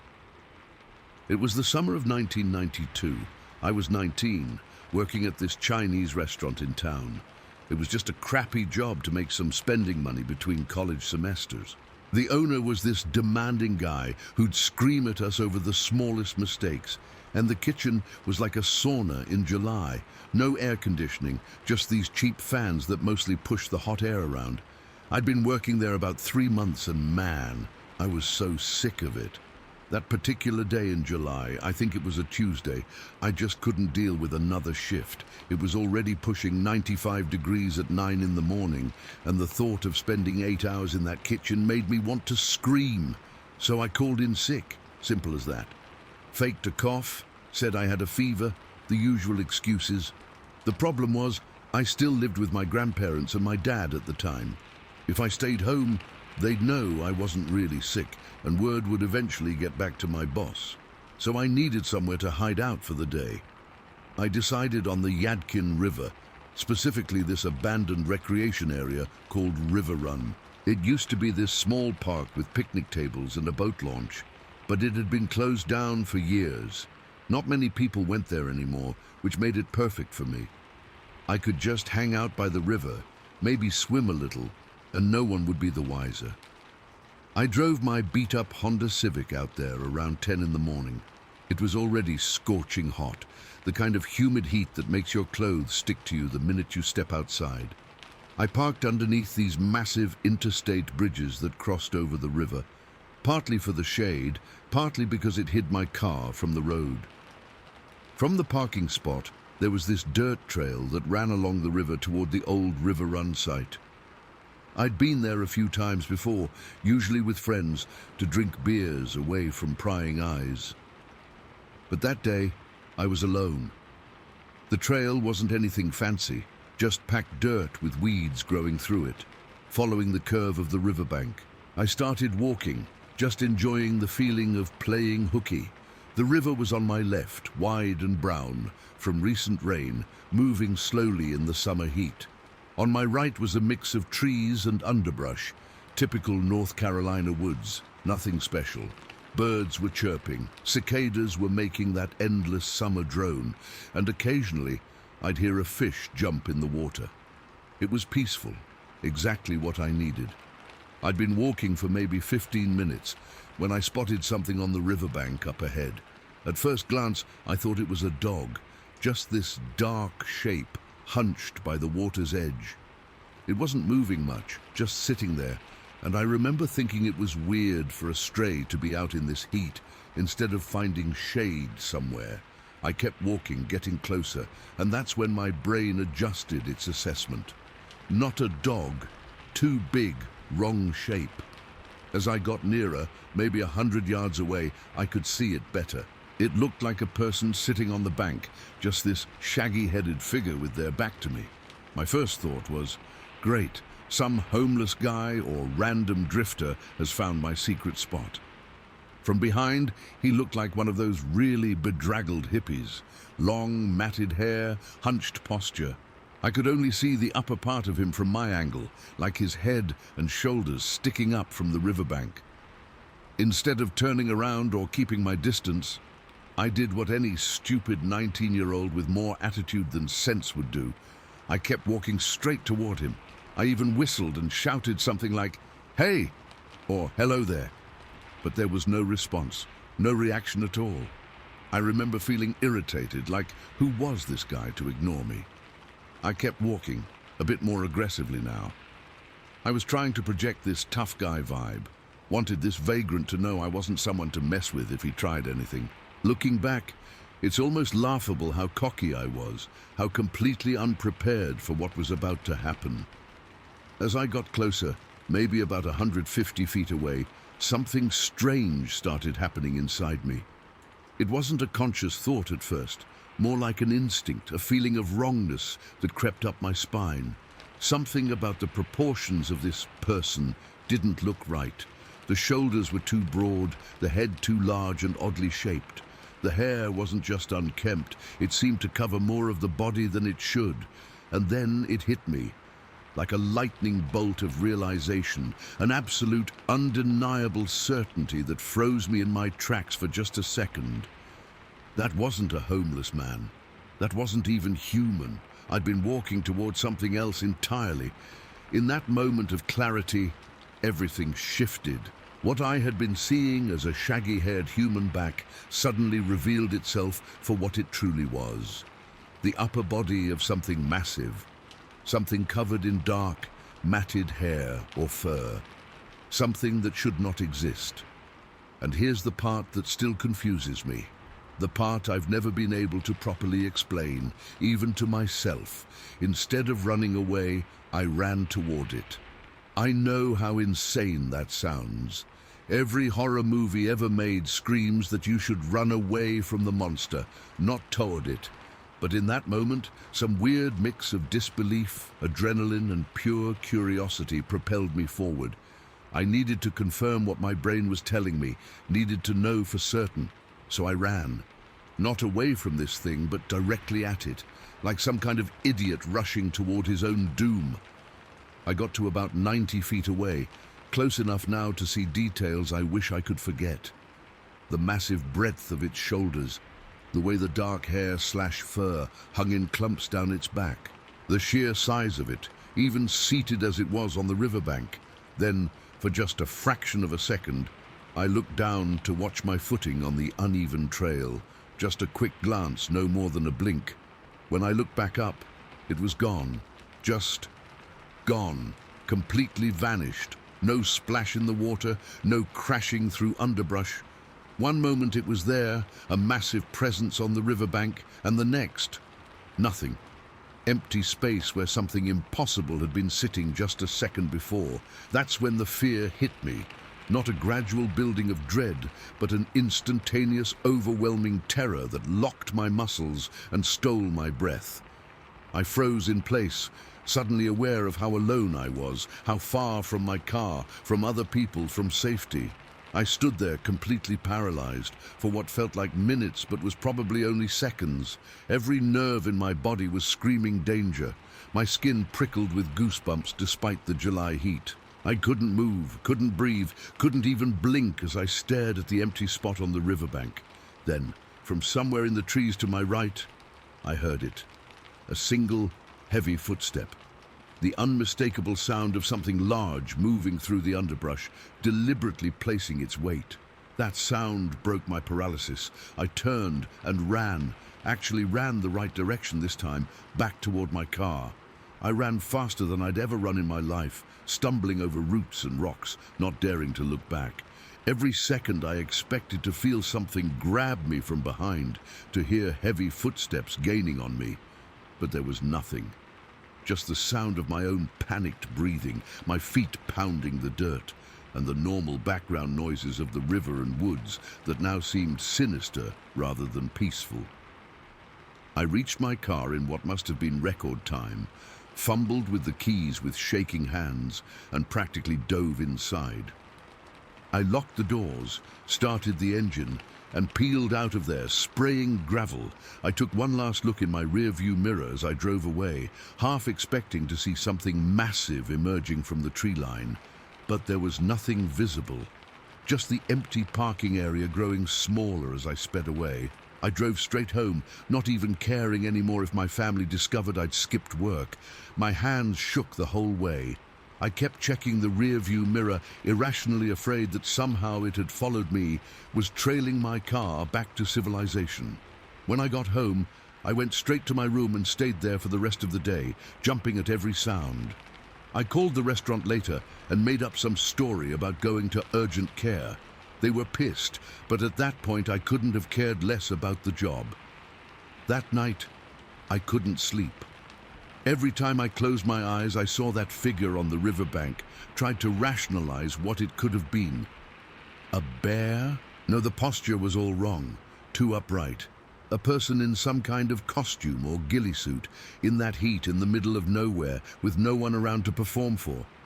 It made no sense. The next day, against all better judgment, I went back. In daylight, with people around, I told myself. I drove back to the same spot, but this time I parked where my car was visible from the road. I walked that same trail, heart in my throat the whole time. When I reached the spot where I'd seen the figure, there was nothing unusual. No giant footprints, no disturbed earth, no sign anything had been there at all.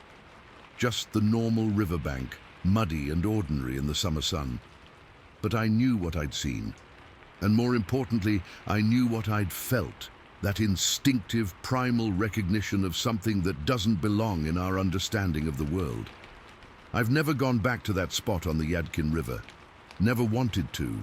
I quit the restaurant job the next week, found work at a retail store in the mall instead, told everyone it was for the air conditioning. For years, I didn't tell anyone what I'd seen. Who would believe me? It wasn't until college that I got drunk one night and told my roommate. He laughed it off, but then showed me websites dedicated to Bigfoot sightings in North Carolina. Turned out the Yadkin River Valley had a history of such reports going back decades. That's when it really hit me. What I'd seen that day wasn't just some random encounter. It was part of something larger, something that had been going on in those woods long before I stumbled into it. I've spent a lot of time since then reading about similar encounters. Some details match what I experienced. The quick disappearance despite the creature's size, the intense fear that hits after the sighting rather than during, the strange way these creatures can seemingly vanish without a trace. But nothing I've read captures that moment of realization. That instant when your brain finally processes what your eyes are seeing and your entire understanding of the world shifts, or the bizarre, inexplicable impulse that made me run toward danger rather than away from it. Sometimes I wonder what would have happened if I'd gotten closer, if I hadn't looked down at that crucial moment. Would it still have vanished? Would it have turned around? Would I have seen its face? Other times, usually at night when I can't sleep, I wonder if it let me see it, if that brief glimpse was intentional, a warning or a message of some kind. I'm 49 now, with a family and a normal life far from the Yadkin River. But sometimes, especially during hot July days, when the air is thick with humidity and the cicadas are screaming in the trees, I find myself back there in my memories. Walking that dirt path, seeing that figure on the riverbank, feeling that electric moment of realization. And I wonder if it's still out there, or others like it, still sitting by riversides in forgotten places, briefly allowing themselves to be glimpsed by people who stray too far from the beaten path, reminding us that we don't know everything, that some mysteries remain unsolved, some corners of our world unexplored, that some things can still shock us out of our comfortable understanding of what's real and what isn't. Last week, my son asked if we could go camping by a river this summer. I said no a little too quickly, a little too forcefully. He looked surprised, asked me why not. I couldn't tell him the real reason, that I still get cold sweats thinking about sleeping anywhere near a riverbank in the woods. Instead, I suggested the beach. Nice, open beach with nowhere for anything to hide. No riverbanks, no unexplained figures, no moments where your entire understanding of reality gets turned upside down. Because once you've seen something that shouldn't exist, you can never unsee it. You can never go back to not knowing. And sometimes that knowledge is a heavier burden than you'd expect. Story 9. The thing that watched me from the edge of the mountain. I've never been much of a storyteller, but what happened to me that morning 2 years ago is something I feel like I need to share. I've kept it mostly to myself since it happened, only telling a couple of close friends who probably think I'm making it up anyway. But I know what I saw. I know what I felt. And no matter how many times people tell me it was just my imagination, or that I was seeing things in the dark, I know what was standing there watching me that morning. It was early spring, probably around 5:30 in the morning, still dark out. I was 18 at the time and had been dating my girlfriend for about 6 months. Her parents were super strict, the type who wouldn't let her date anyone they hadn't thoroughly vetted and approved of, which I definitely wasn't. I was the kind of guy parents warn their daughters about. Nothing too bad, just your typical small-town troublemaker with a reputation for cutting class and hanging out with the wrong crowd. So we had this whole secret thing going on. She'd sneak out to meet me, or I'd come by when her parents weren't home. That morning I was planning to see her after her parents left for work. They both worked at the same factory and carpooled together, leaving around 5:45 every morning. I got there early and parked my car about half a mile down the road so they wouldn't spot it. Then I walked up to Poplar Grove Church, which was right across from her house, and sat on the steps waiting. The church was this old white building with a small graveyard out back, typical country church that had been there forever. It was the perfect hiding spot.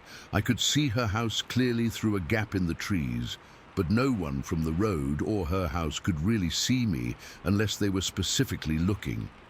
It was one of those quiet, still mornings. Not even the birds were up yet, just that pre-dawn silence that makes every little sound seem amplified. I remember sitting there, watching my breath form little clouds in the cold air, my hands stuffed in my jacket pockets to keep warm. After about 20 minutes of waiting, I started getting restless. Her parents' car was still in the driveway, and there was no sign of movement from the house. I checked my watch, 5:20. Still plenty of time before they'd leave, but I was freezing just sitting there. I decided to walk a bit to warm up.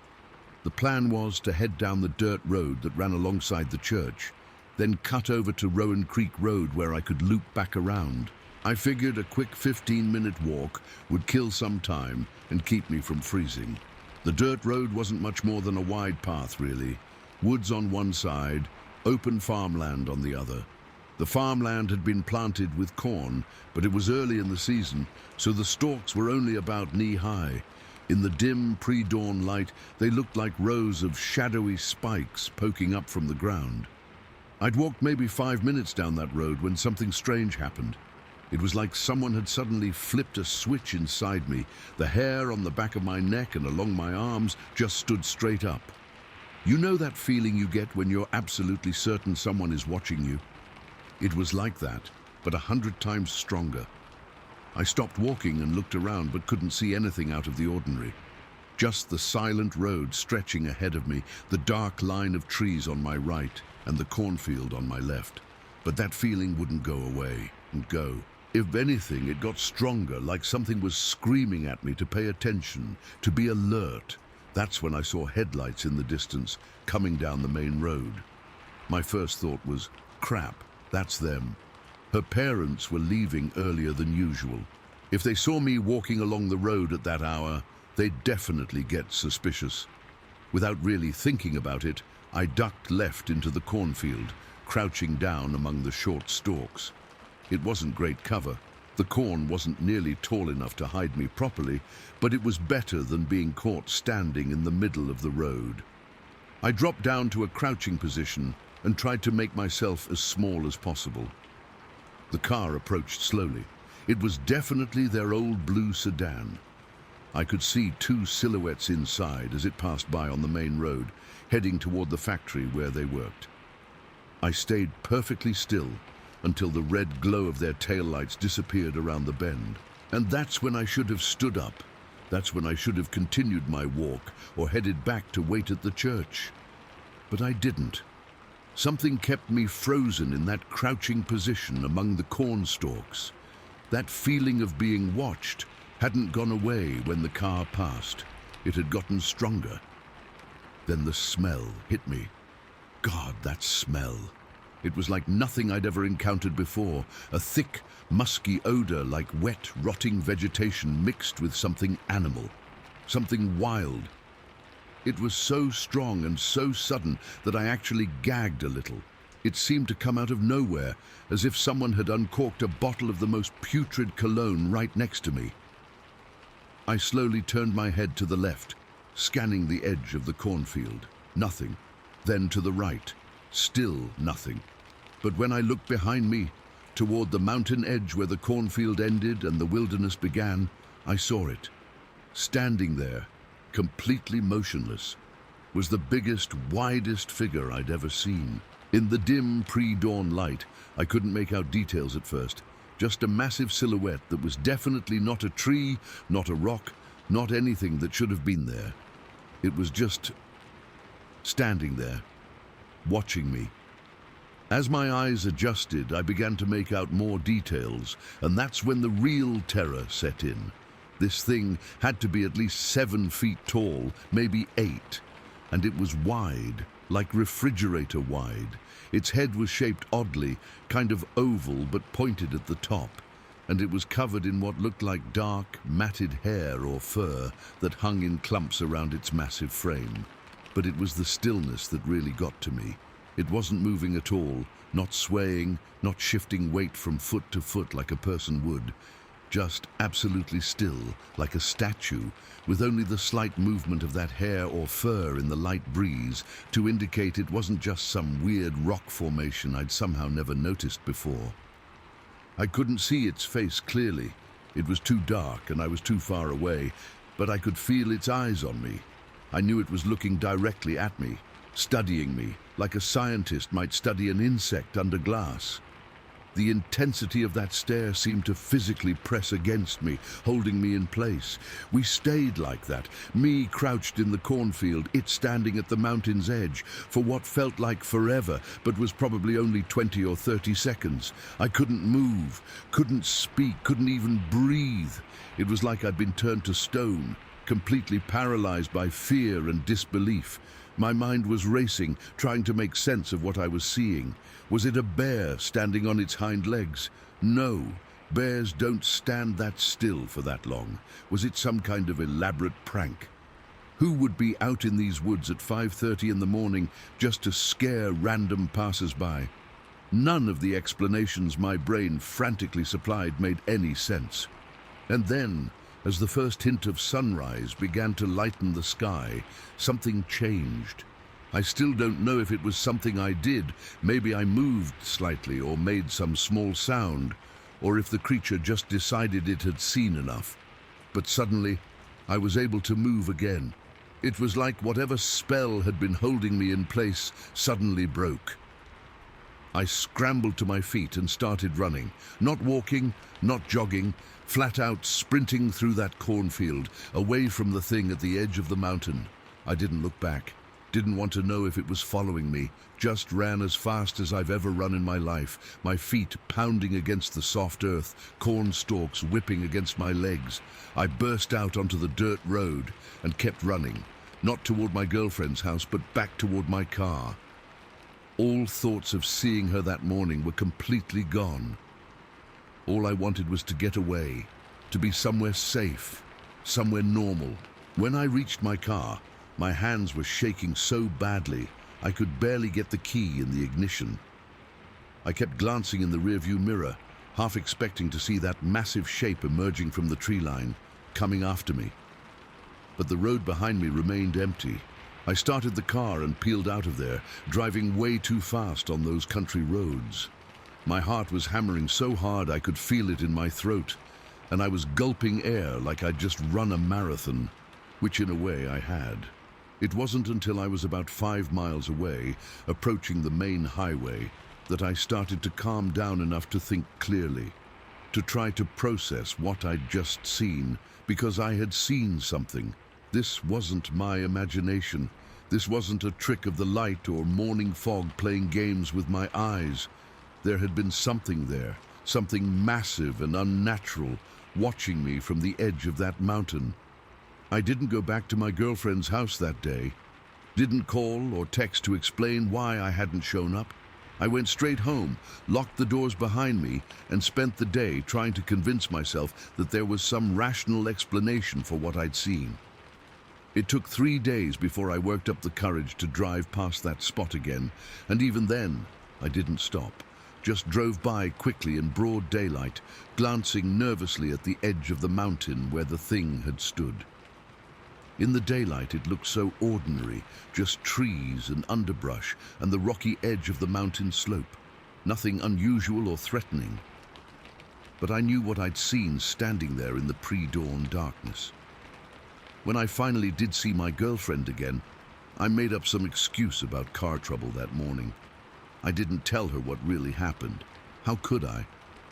Sorry I didn't show up, but I was hiding in your cornfield when a Bigfoot started staring at me.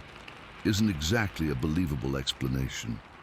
It wasn't until about a month later that I finally told someone. My cousin and I were camping, not in the woods, thankfully, just in his backyard, and after a few beers, the story just came spilling out. I expected him to laugh, to tell me I was crazy or making it up. Instead, he got really quiet, then asked me exactly where this had happened. When I told him, he nodded slowly. My dad used to talk about something in those woods, he said. Something big that people would sometimes see at dusk or dawn. Old man Pritchard claimed he saw it once back in the 80s, standing in his cow pasture just watching his house. Dad always said to stay away from the west side of that mountain, especially around sunrise and sunset. Hearing that should have made me feel better. Knowing other people had seen something similar, instead it just made it more real, more terrifying. Because if other people had seen it too, then it wasn't just in my head. It was actually out there, whatever it was. I've spent a lot of time since then reading about Bigfoot sightings and similar encounters. Some of the descriptions match what I saw pretty closely. The height, the width, the strange pointed head shape. The absolute stillness that so many witnesses describe. That distinctive, unforgettable smell, but reading about it isn't the same as seeing it. As feeling that primitive, instinctual fear that comes from being in the presence of something that shouldn't exist, something your brain can't quite process. I've never gone back to that specific spot again, never walked along that dirt road or crouched in that cornfield. My girlfriend and I broke up a few months later for unrelated reasons, or at least that's what I tell myself. But the truth is, I couldn't bring myself to go near her house again, knowing what was lurking in those woods just beyond her property. Sometimes I dream about it, not dramatic nightmares where it's chasing me or anything like that. Just dreams where I'm going about my normal day when I suddenly notice it standing somewhere in the background, watching me. Always watching, never moving, never making a sound, just there. Those dreams always leave me shaken, unable to go back to sleep. I still drive through that area occasionally. It's hard to avoid in a small town, but I always take the main roads now, never the back ways. Always in broad daylight, never around dawn or dusk. And I never ever look too carefully at the edge of the mountain where the forest begins, because I know it's still out there, still watching. And I can't shake the feeling that somehow it remembers me too. Last week, I was driving home late from a friend's house, taking the highway that passes about a mile from where the encounter happened. It was almost midnight, the road completely empty, except for me. As I approached the exit that would lead toward Poplar Grove Church, I suddenly got that same feeling again, the hair on my arms standing up, that certainty of being watched. I glanced toward the woods that line that side of the highway, and for just a split second, I thought I saw something move between the trees, something large, something that shouldn't have been there. I didn't slow down to get a better look. I hit the gas and didn't ease off until I was safely home with the doors locked behind me. I don't know what's out there in those woods, don't know if it's a Bigfoot or Sasquatch or whatever name people want to give it. All I know is that it exists, and it saw me, and there was an intelligence behind that stare that I can't explain and don't want to understand. So if you're ever driving through rural back roads in the early morning and you get that sudden feeling of being watched, that prickling sensation on the back of your neck, the hair on your arms standing up for no apparent reason, don't ignore it. Don't try to rationalize it away. And whatever you do, don't look toward the edge of the woods, because you might see something looking back. Story 10. The Watcher on the River Road.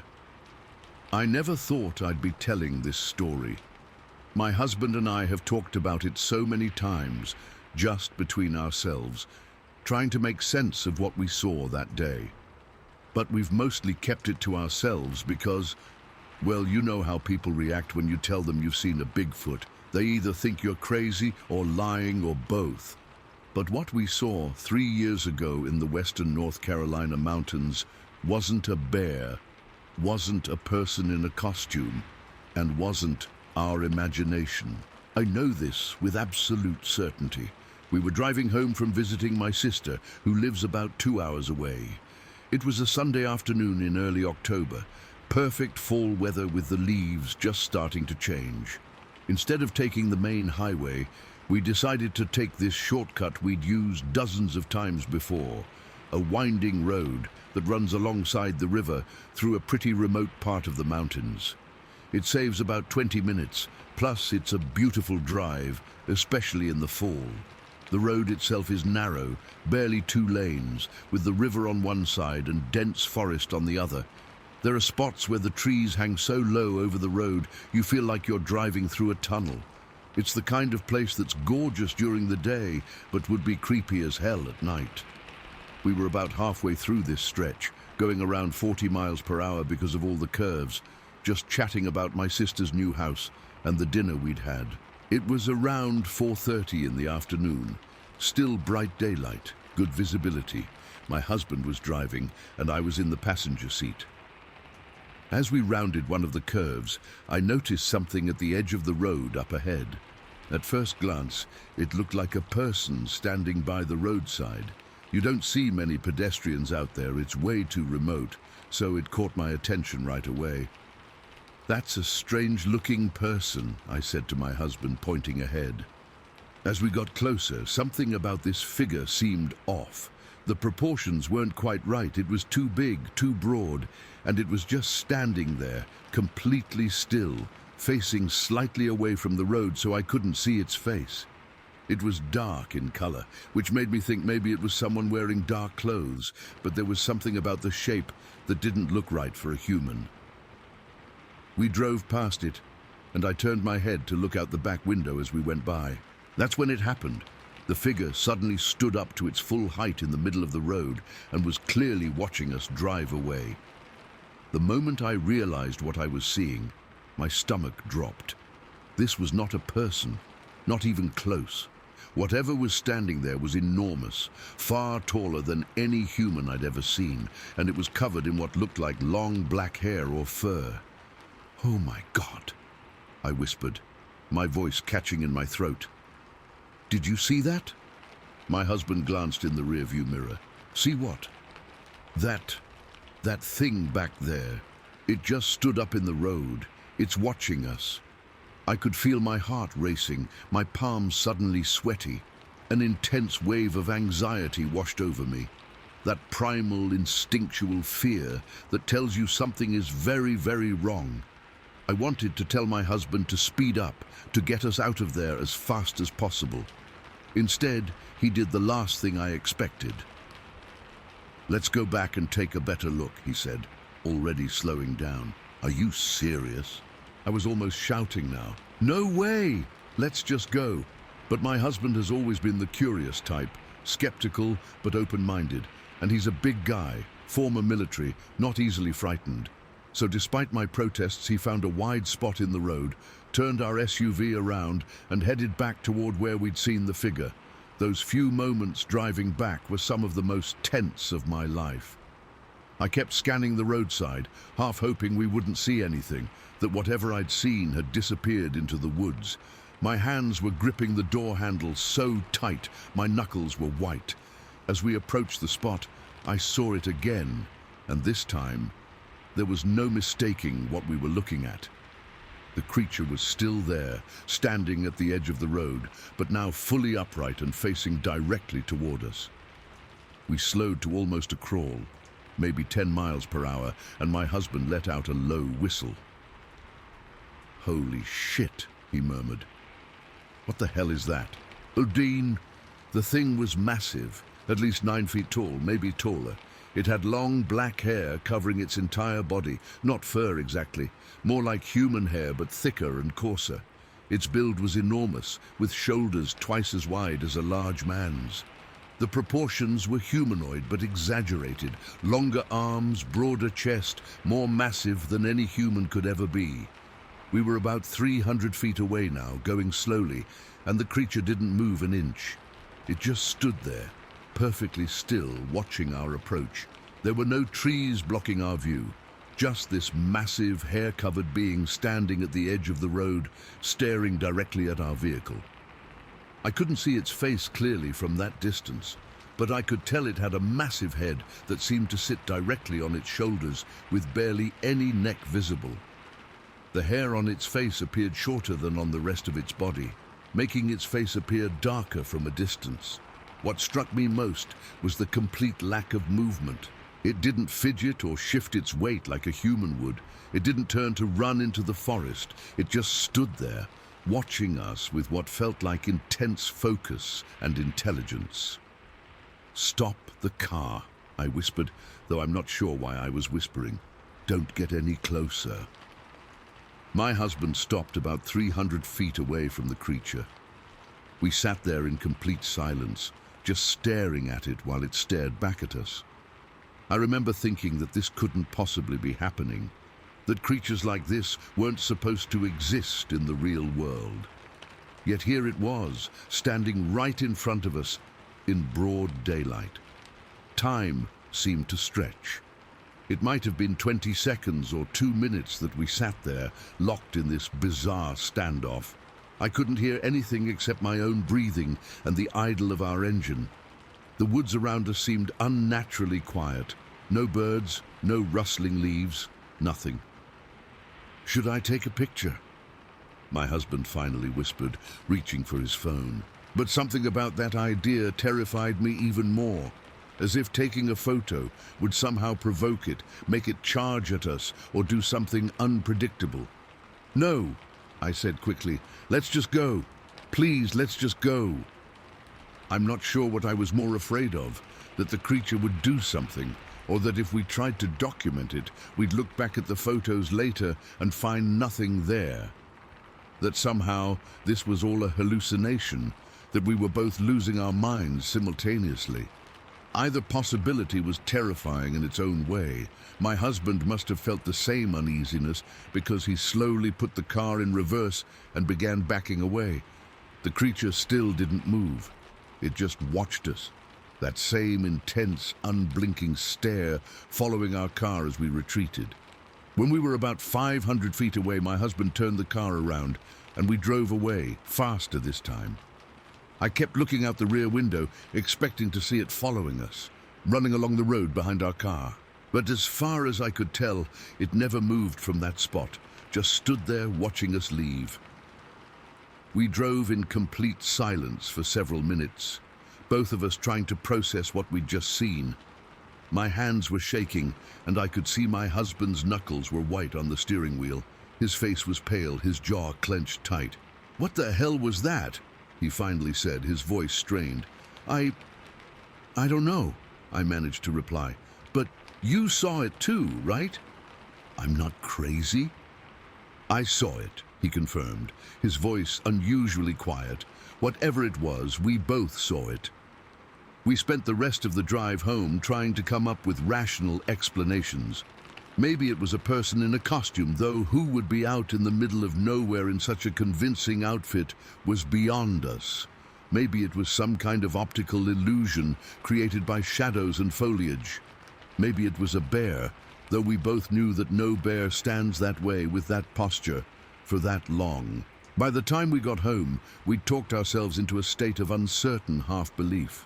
The encounter felt dreamlike already, the details getting fuzzy around the edges as our minds tried to fit what we'd seen into something that made sense within our understanding of the world. That night, neither of us slept well. I kept waking up thinking I heard something outside our bedroom window, imagining that massive figure standing in our yard, watching the house. Every time I closed my eyes, I saw it, perfectly still, staring at us with that unsettling intensity. The next morning, in the harsh light of day, we should have been able to dismiss it as a strange but explainable encounter. That's how these things are supposed to work, right? The fears of the previous day seem silly once the sun comes up. But instead, the certainty of what we'd seen only grew stronger. The image was burned into my mind, more vivid than ever. "We should go back," my husband suggested over breakfast. "In daylight, with a camera ready. See if it's still there or if there's any evidence." The idea made my skin crawl. "I don't want to go back there, ever." He didn't push it, but I could tell he was curious. That part of him wanted to investigate further. That's the fundamental difference between us. When faced with something frightening and unexplainable, I want to retreat to safety, while he wants to understand it, to demystify it. In the end, we didn't go back for nearly 2 weeks, and when we did, we went in the middle of the day, with a friend following in a second car.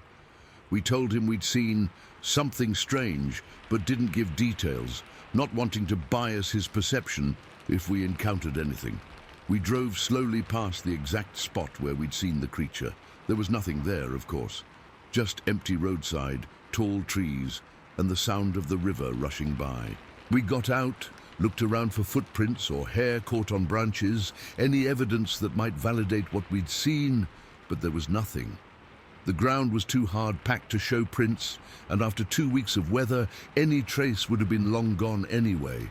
Our friend thought we were acting strange, searching the roadside with such intensity, and eventually asked what exactly we were looking for. We just said we'd seen an unusual animal and wanted to see if it was still around. He clearly thought we were overreacting to a bear sighting or something equally mundane. We haven't taken that shortcut since, not once. We stick to the main highway now, even though it adds 20 minutes to the drive. Sometimes my husband will glance over at that exit as we pass it on the highway, and I know he's thinking about it too. We've told very few people about what we saw. My sister knows, and one close friend. Most others would just think we were making it up or had somehow both misidentified something ordinary. And honestly, sometimes I wish I could believe that's what happened. But I know what I saw. I know it wasn't a bear, wasn't a person, wasn't a trick of light and shadow.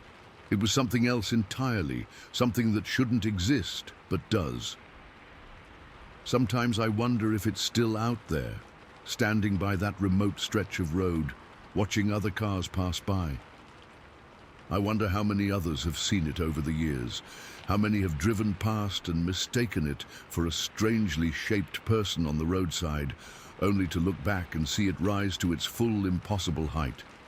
And I wonder how many, like us, have chosen to keep quiet about what they saw. 3 weeks ago, my husband showed me an article about increased Bigfoot sightings in western North Carolina. There was a map showing the locations, and one of the pins was placed almost exactly where we had our encounter. Someone else had seen it too, described it almost exactly as we had. 9 feet tall, black hair, unnaturally still.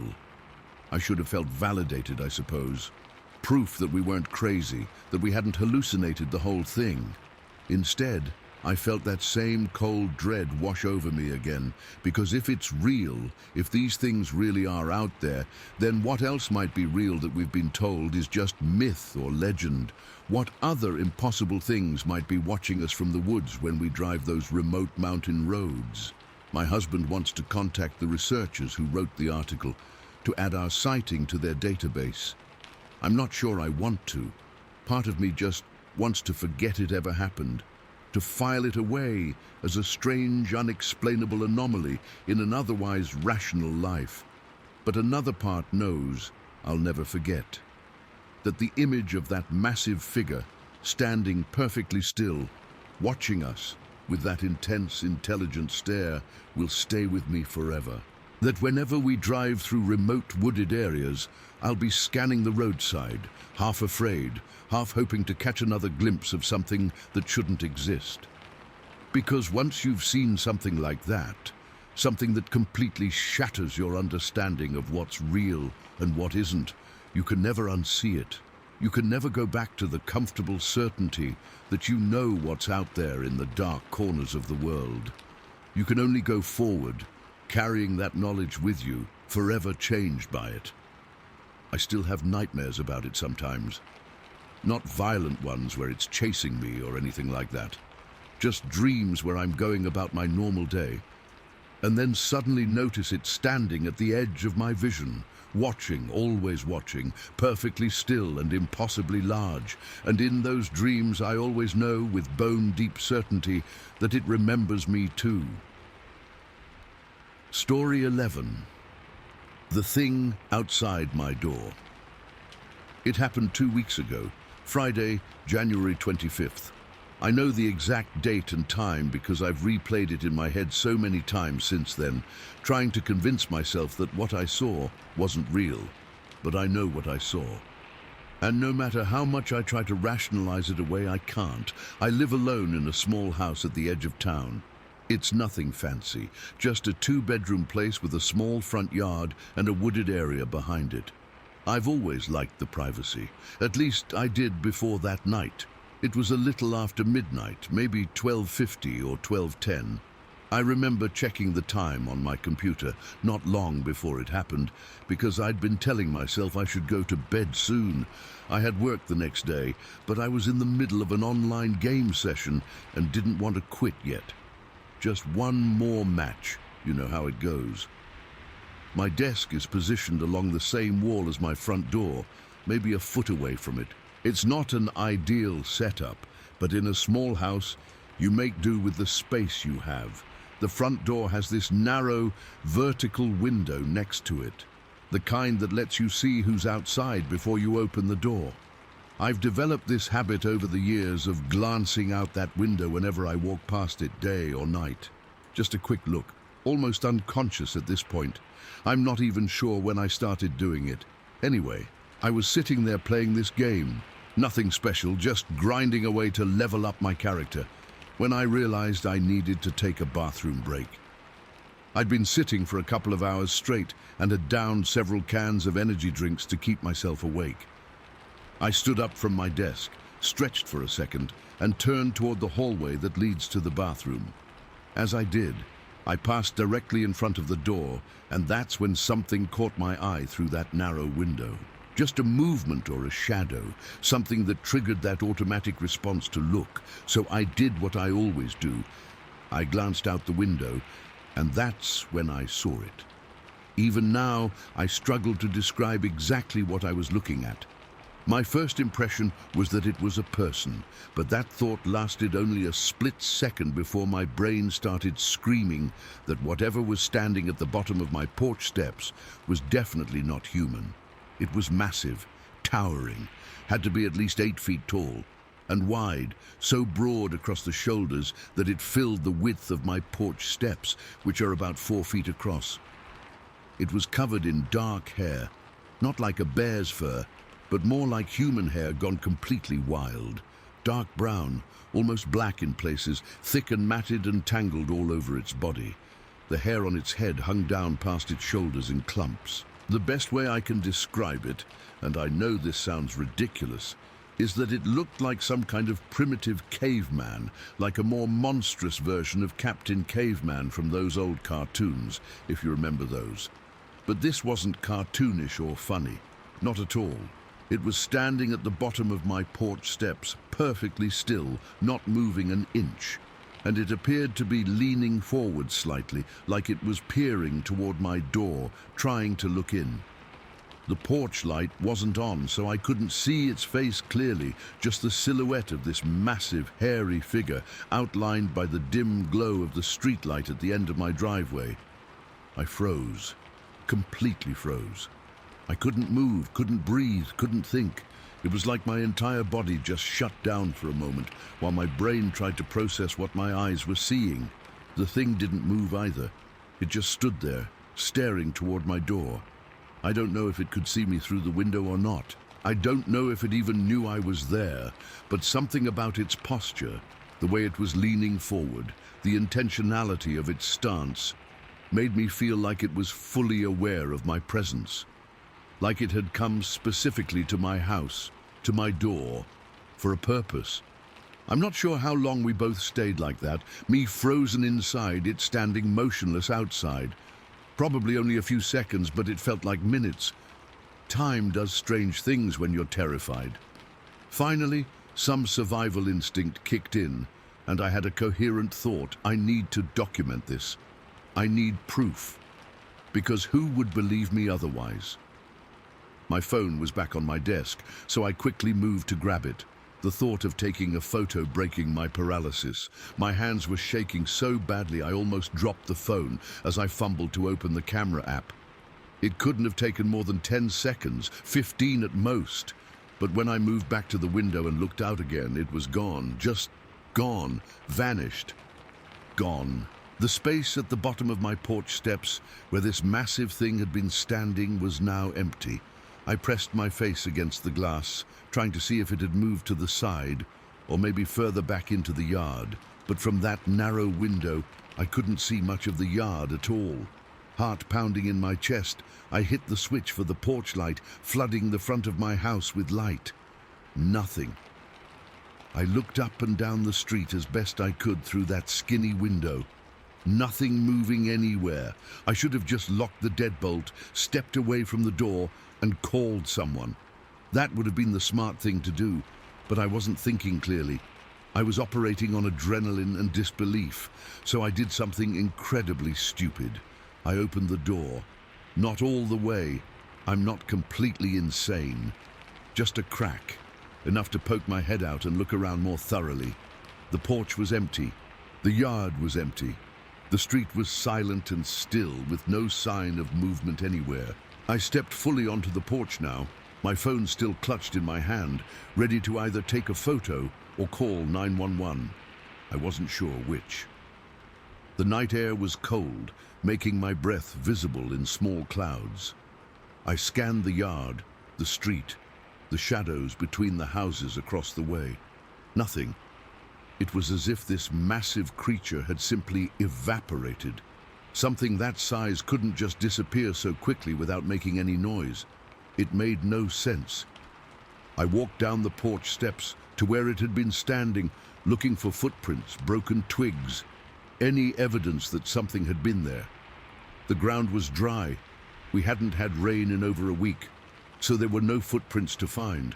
No broken branches, no tufts of hair caught on bushes, nothing to indicate that anything unusual had been there just moments before. The logical part of my brain started offering explanations. Maybe it was just a shadow cast by a passing car, but no cars had gone by. Maybe a large deer standing oddly, but no deer is 8 feet tall or shaped remotely like what I'd seen. Maybe I'd dozed off at my computer and dreamed the whole thing. But I was wide awake, still full of caffeine from those energy drinks. I went back inside, locked the door. Deadbolt, chain, everything. and sat on my couch as far from the front door as I could get. I pulled up the photos on my phone, hoping maybe I'd managed to snap a picture without realizing it. Nothing. Just a couple of blurry shots of my own reflection in the door's window, captured in my panicked state. I didn't sleep at all that night.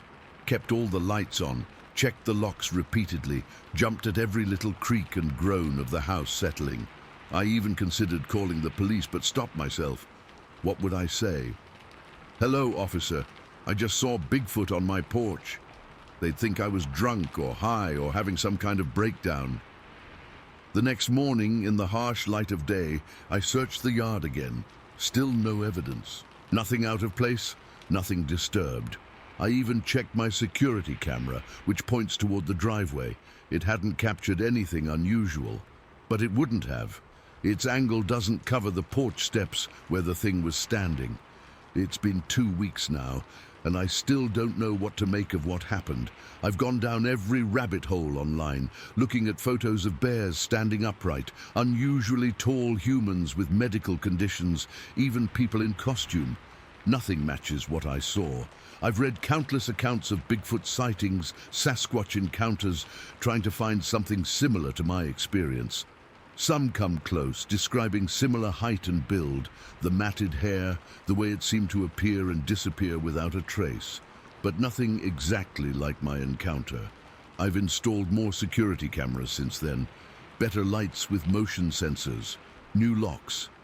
I've even considered moving, though that seems extreme. Most nights I sleep on the couch in my living room, away from windows, with a baseball bat beside me. I know how paranoid that sounds, but you didn't see what I saw. You didn't feel what I felt when I looked into that darkness and saw something looking back. The strangest part is that I wasn't afraid in the moment, not exactly. Shocked, yes. Confused, definitely. But the real fear came afterward, when I had time to think about what it meant. Because if that thing was real, if what I saw actually exists in this world, then everything I thought I knew about reality is wrong. And that's a terrifying thought. What keeps me up at night isn't just the memory of that massive, hairy figure standing at the bottom of my steps. It's the questions. Why was it there? What did it want? Was it just passing through, or had it come specifically to my house? Had it been watching me before that night? Is it still out there, watching me now? And most disturbing of all, why did it appear to be trying to look into my house? What was it looking for? I've started noticing other things too. Small things that I probably wouldn't have paid attention to before. Unusual sounds at night. Not just the normal creaks and groans of the house, but occasionally something that sounds like heavy footsteps circling the property. Once I found my trash can knocked over, garbage strewn across the yard, which could easily be raccoons, sure, but the lid had been completely removed, not just pushed off. Another time, I could swear I heard a deep rumbling sound outside my bedroom window, almost like breathing, but much deeper, much more resonant than any human breath. I haven't told many people about what happened. My closest friend thinks I saw a bear, and my sleep-deprived brain filled in the details to make it more humanoid. My brother suggested I get a carbon monoxide detector, implying I might have been hallucinating. No one believes that what I saw was real. And honestly, sometimes I hope they're right. I hope it was just my imagination, or a trick of light and shadow, or some explainable animal that my tired mind misinterpreted. That would be so much easier to accept than the alternative. But deep down, I know what I saw. I know it wasn't a bear, wasn't a person, wasn't my imagination. It was something else, something that shouldn't exist in the rational world I thought I lived in, but apparently does. Last night I was up late again. I don't sleep much these days. And I heard something on the porch. Not footsteps exactly, more like a subtle shifting of weight, the faintest creak of wood under pressure. I froze, listening intently, afraid to move toward the door, but also afraid not to check. After several minutes of hearing nothing further, I crept to the window. Not the one by the door, but the larger living room window that offers a better view of the porch. I carefully pulled back the curtain just an inch, enough to peek out without being obvious. The porch was empty, but as I was about to let the curtain fall back into place, I noticed something on the bottom step, something that made my blood run cold. A clump of dark hair, almost black, coarse and matted. Not animal fur. I've seen plenty of that from neighborhood cats and dogs. This was different, thicker, wirier, unlike any animal hair I'm familiar with. I didn't go out to retrieve it, couldn't make myself open that door in the darkness.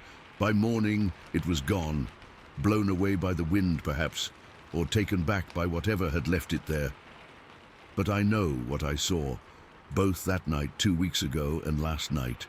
I know something is out there, something that doesn't fit into our neat categories of known animals, something that seems to be taking an interest in my home, in me. I don't know what to do about it. I don't know if there's anything I can do. All I know is that the next time I look out my window and see those eyes looking back at me, and somehow I'm certain there will be a next time, I need to be ready. For what? I don't know. But I won't freeze up again. I won't let it disappear without answers. Because living with this uncertainty, this fear of what might be watching from the darkness just beyond my porch light, is slowly driving me insane. So I sit here, night after night, waiting. Camera ready, bat nearby, jumping at every sound, checking the windows at the slightest noise, hoping it doesn't come back, but knowing, deep down, that it will. Because whatever that thing was, it didn't find what it was looking for that night. And something tells me it's not going to stop looking until it does. Story 12. The grey thing on the bike trail. I've kept this story to myself for over 20 years. Even now, as I'm typing this, my hands are shaking a little. I was 11 years old in the year 2000 when it happened, and that day changed how I look at the woods forever. Some people don't believe me when I tell them. That's okay. I wouldn't believe me either if I hadn't seen it with my own eyes. It was summer in Columbia, Missouri.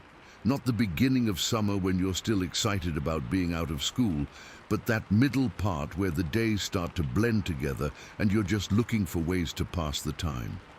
I was hanging out with my friend Katie, not her real name, I don't want to drag her into this, and her older brother, who was probably 14 or 15 at the time. We decided to go walk this bike trail that ran through the outskirts of Columbia. It wasn't anything special, just a paved path about 8 feet wide that cut through a pretty dense section of woods. The trail was popular with cyclists, but on cloudy days like this one, it wasn't too crowded. I remember the weather perfectly. It wasn't raining, but the sky was this flat grey color that made everything look muted, not dark enough to be spooky or anything. It was the middle of the afternoon, around 3 o'clock, but just cloudy enough that the sun wasn't beating down on us. It was actually perfect walking weather, not too hot or humid like Missouri summers usually are.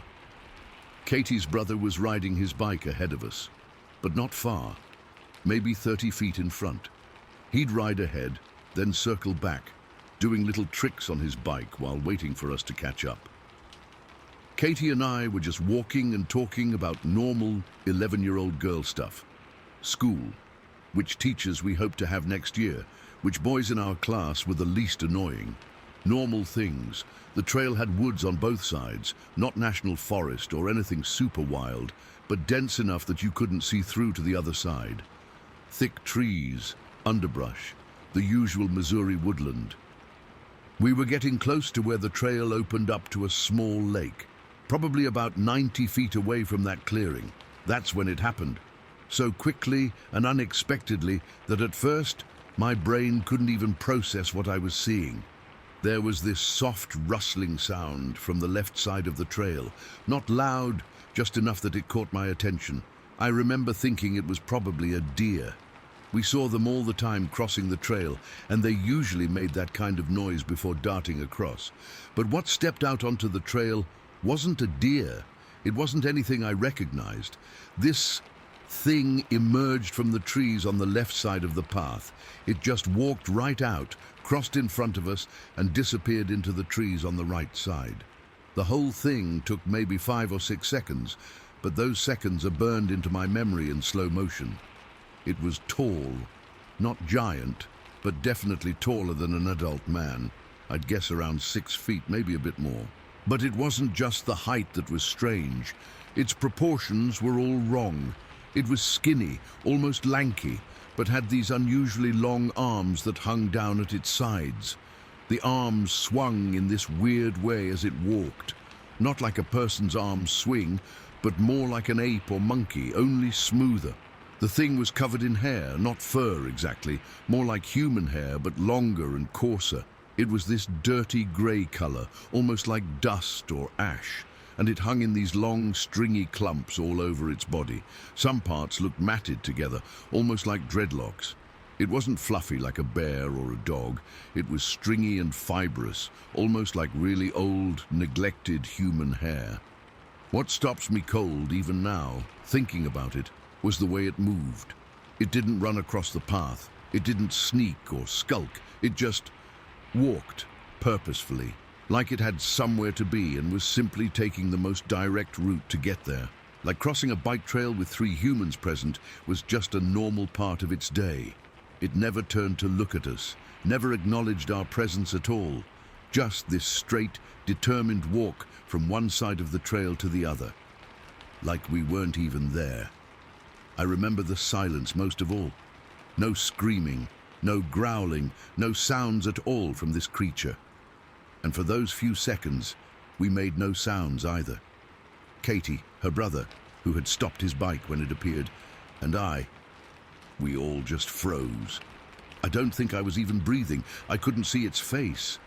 It was in profile from my perspective, but its features were obscured by all that hanging grey hair. I just remember an impression of something vaguely head-shaped, but covered in the same matted grey hair as the rest of its body. As suddenly as it had appeared, it was gone, vanishing into the trees on the right side of the trail. For a second, just one single second, the 3 of us stood there in absolute silence. Complete stillness, like our brains were rebooting, trying to make sense of what we'd just seen. Then Katie's brother whispered, "What was that?" His voice cracked, and that tiny detail, the fear in this older boy's voice, is what made it real, what made it terrifying. We didn't discuss it, didn't debate what to do. Some unspoken agreement passed between us, and we all turned and started running back the way we'd come.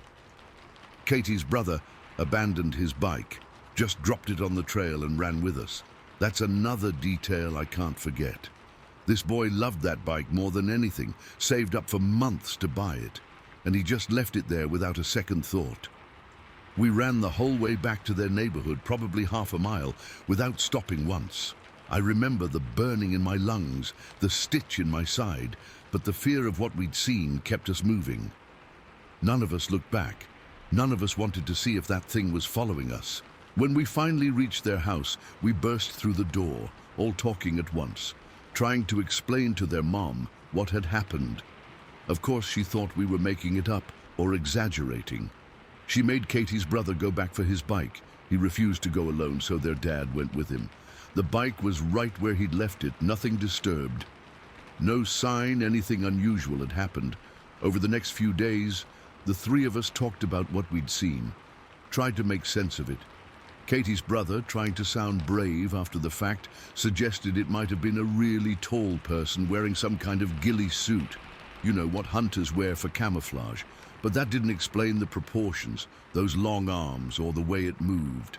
Katie thought maybe it was a bear walking upright, but we'd all seen bears at the zoo. Bears don't walk like that, not for that distance, and not with that smooth gait. Plus, the shape was all wrong. Too narrow, too upright.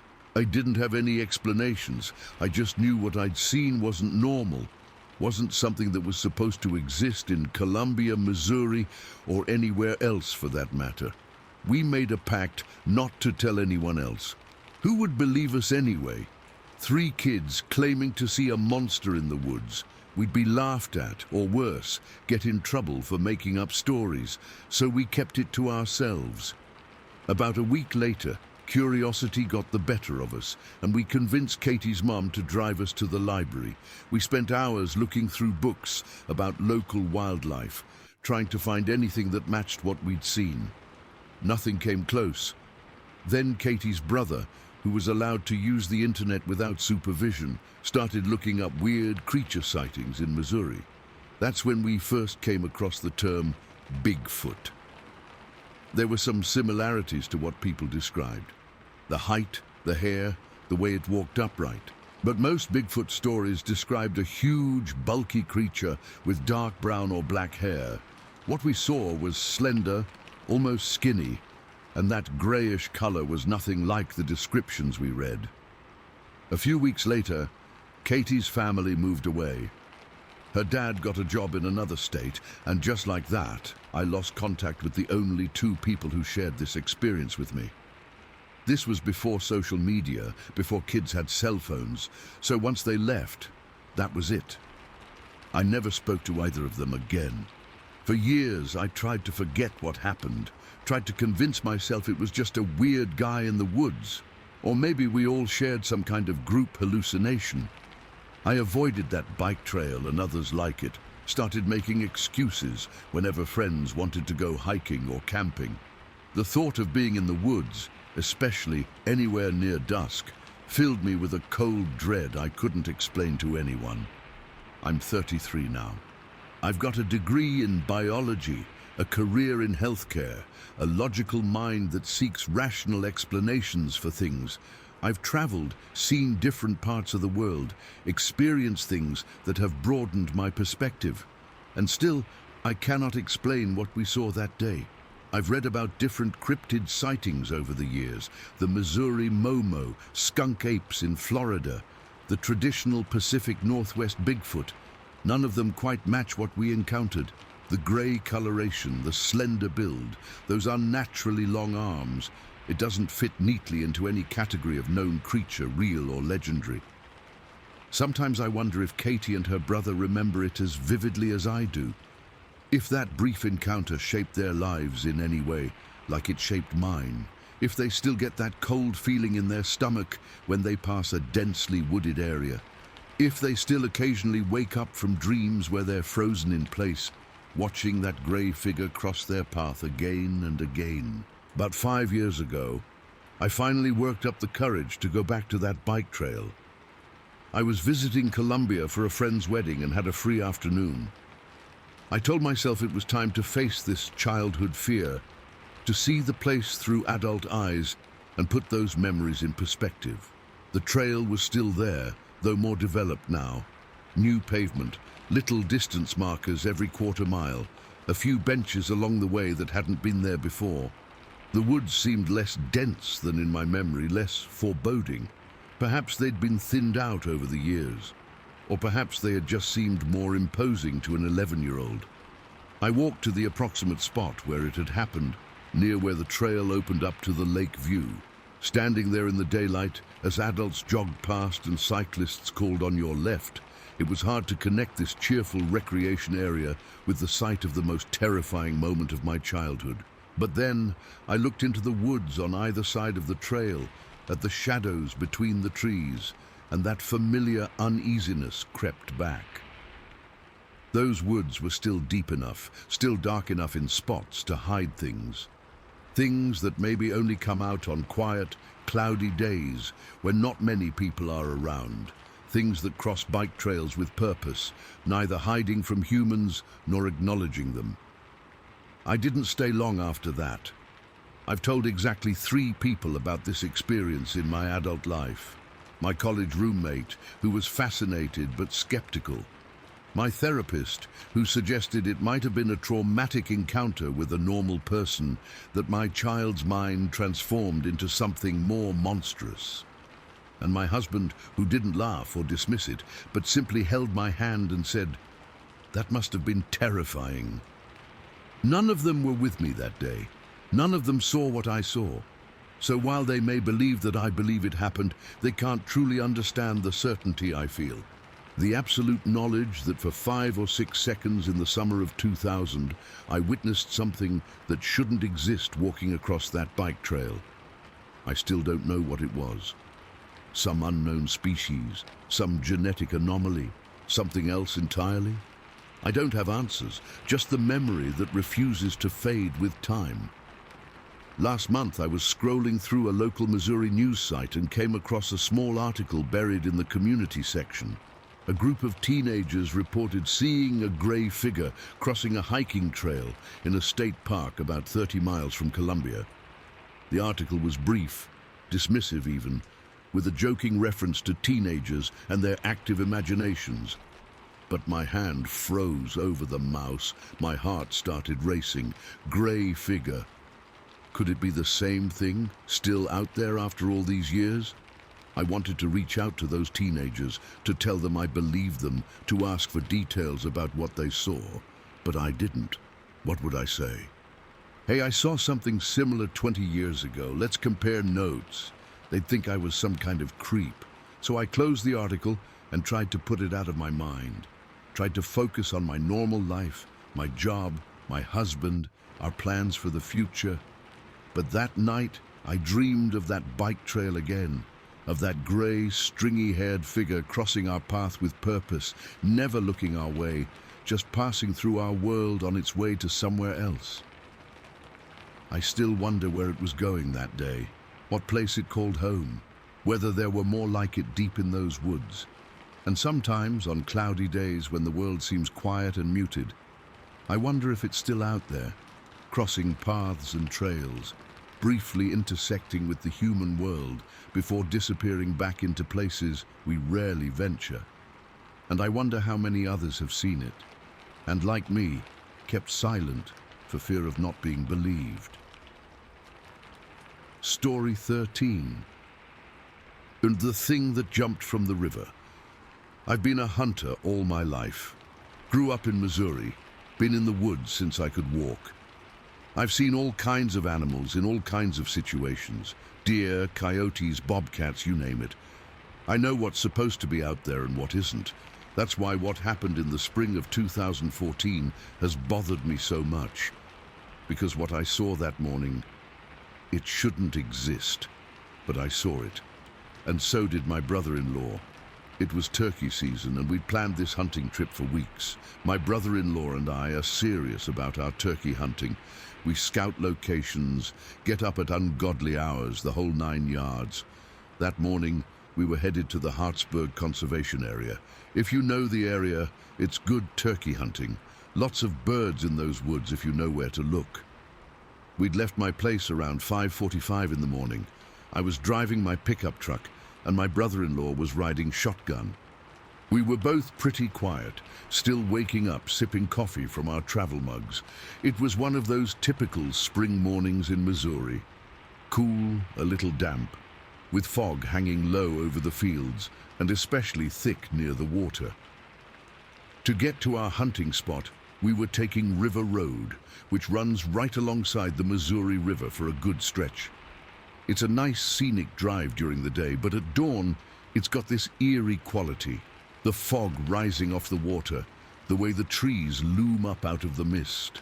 If you've ever driven along that road early in the morning, you know what I'm talking about.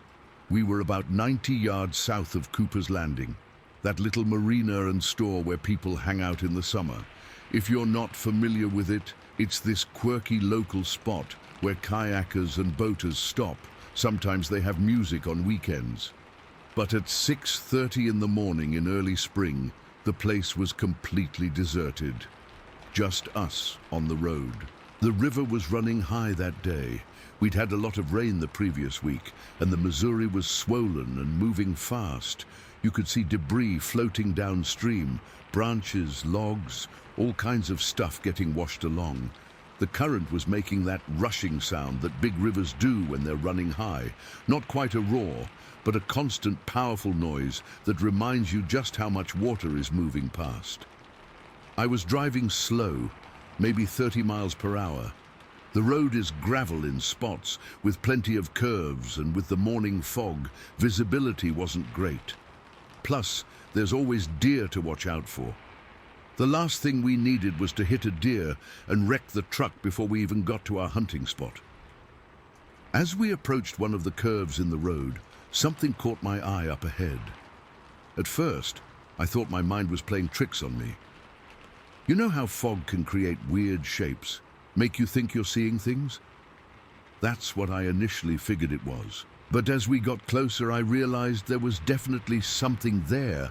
Something was coming up from the river, not wading through shallow water at the bank. This thing was in the actual river, in the deep, fast-flowing part. And it wasn't swimming to shore like a person or animal might. It was jumping. One powerful leap from the water, directly onto the gravel road. I slowed the truck down, trying to process what I was seeing. My brother-in-law leaned forward in his seat, squinting through the windshield. "What the hell is that?" he said, his voice tense. The headlights hit it full on as we got closer, maybe 90 feet away now. It was big, not just tall, but massive. Standing there on the road, water pouring off it in sheets. It was completely soaked, its dark form glistening in our headlights. The water running off it was actually forming little rivulets on the gravel road. I've tried for years to come up with a way to describe what this thing looked like, but it's hard to put into words. It was black, not dark brown or grayish, but pure, wet-looking black. The closest I can come is to say it looked like a huge man covered in black, dripping fur or hair. Except it wasn't a man. No man is that size. I'd guess it stood at least 8 feet tall, maybe taller. Its proportions were all wrong for a human. Too broad, too dense, the arms too long and powerful looking. For just a moment, couldn't have been more than 2 seconds, it stood there in the road, water still streaming off its body. It didn't look at our truck, didn't acknowledge us at all. It was like we weren't even there or we didn't matter. And then it moved. This is the part that still gives me chills when I think about it. This thing, this massive, soaking wet creature, suddenly leapt from the road toward the hillside opposite the river. Now, if you're familiar with that area, you know that on the non-river side of River Road, there's often a steep embankment or cliff. In some spots, it's almost vertical, the kind of slope where a person would have to use both hands and feet to climb, carefully picking their way up. This thing didn't climb. It jumped, one powerful, explosive leap that carried it from the road directly onto the steep hillside. The way it moved wasn't human, wasn't like any animal I've ever seen. The power in that jump was, I don't even know how to describe it. Like watching something with the strength of 10 men, but moving with a grace and speed that didn't make sense for its size. It landed on the hillside and disappeared up it, moving so fast through the brush and trees that within seconds it was gone from sight. The whole encounter, from when it leapt from the river to when it vanished up the hillside, couldn't have taken more than 10 seconds. I hit the brakes hard and the truck skidded a bit on the gravel. We sat there, both of us completely silent, staring at the spot where the thing had jumped. The headlights illuminated the empty road, the water still pooled where it had stood, already soaking into the gravel. Did you see that?" my brother-in-law finally said, his voice barely above a whisper. I nodded, not trusting myself to speak yet. My hands were gripping the steering wheel so tight my knuckles had gone white. After a few moments of sitting there in stunned silence, we both got out of the truck. I don't know why. It wasn't like we were going to follow that thing up the hillside. I guess we just needed to confirm what we'd seen, to check if there was any physical evidence that it hadn't been some kind of shared hallucination. The morning was eerily quiet. The fog had thickened, and we could barely see the river now, though we could still hear it rushing by. The air was cold and damp against my face as I stood there trying to make sense of what had just happened. We walked to the spot where the creature had stood. The gravel was wet, but that could have been from the morning dew or the fog. There were no distinct footprints, just some disturbed stones, which could have been caused by anything. "Look at that," my brother-in-law said, pointing to the hillside. I followed his gaze. The embankment was steep, almost vertical in spots. A person would struggle to climb it even in daylight with proper gear. The idea of something leaping directly onto it and then moving up it at speed was mind-boggling. There were some broken branches on the lower part of the hillside, some disturbed vegetation, but nothing conclusive, nothing that couldn't have been explained by normal wildlife activity or weather. We stood there for maybe 5 minutes, just looking, listening. The woods on the hillside were completely silent. No birds, no rustling, nothing to indicate that a massive creature had just passed through. "What the hell was that thing?" my brother-in-law asked, still keeping his voice low, as if he was afraid it might hear him and come back. "I don't know," I replied honestly. "I've never seen anything like it." We tried to rationalize it. Maybe it was a bear. But bears don't jump like that, especially not from deep, fast-moving water directly onto a road. And they certainly don't leap onto near vertical hillsides and vanish within seconds. Plus, the proportions were all wrong. This was no bear. A person in a wetsuit, maybe someone doing some extreme cold water swimming, but no human could have made that jump. And the size, this thing was massive, far larger than any person I've ever seen. Plus, who would be swimming in the Missouri River at 6:30 in the morning when it was running dangerously high? We got back in the truck, both of us shaken. The original plan had been to continue to our hunting spot, but neither of us mentioned it. By unspoken agreement, I turned the truck around and we headed back toward home. The hunting trip was forgotten. For the first few miles, we didn't speak. Then, my brother-in-law broke the silence. "You think it was a Sasquatch?" he asked. He didn't say it jokingly or skeptically. He was dead serious. I'd never given much thought to Bigfoot or Sasquatch before. Always figured it was stories made up by attention seekers or people who'd mistaken bears for something more exotic. But after what I'd just seen, I wasn't so sure anymore. "I don't know what it was," I said finally. "But it wasn't anything I've ever seen before. Not a bear, not a person, not any animal I know of." "It came from the river," he said almost to himself, "right out of the current. Nothing should have been able to swim in that." He was right. The Missouri had been running fast and strong that morning. Even an Olympic swimmer would have struggled against that current. And this thing hadn't been struggling. It had moved with power and purpose, like the river was hardly an obstacle at all. When we got back to my place, we sat in the kitchen drinking coffee, trying to process what we'd seen. We made a pact to go back in broad daylight, to check the area properly, maybe look for tracks or other signs. But we never did. Something about the experience had shaken us both deeply, made us reluctant to return to that spot. In the days that followed, I found myself researching Bigfoot sightings in Missouri.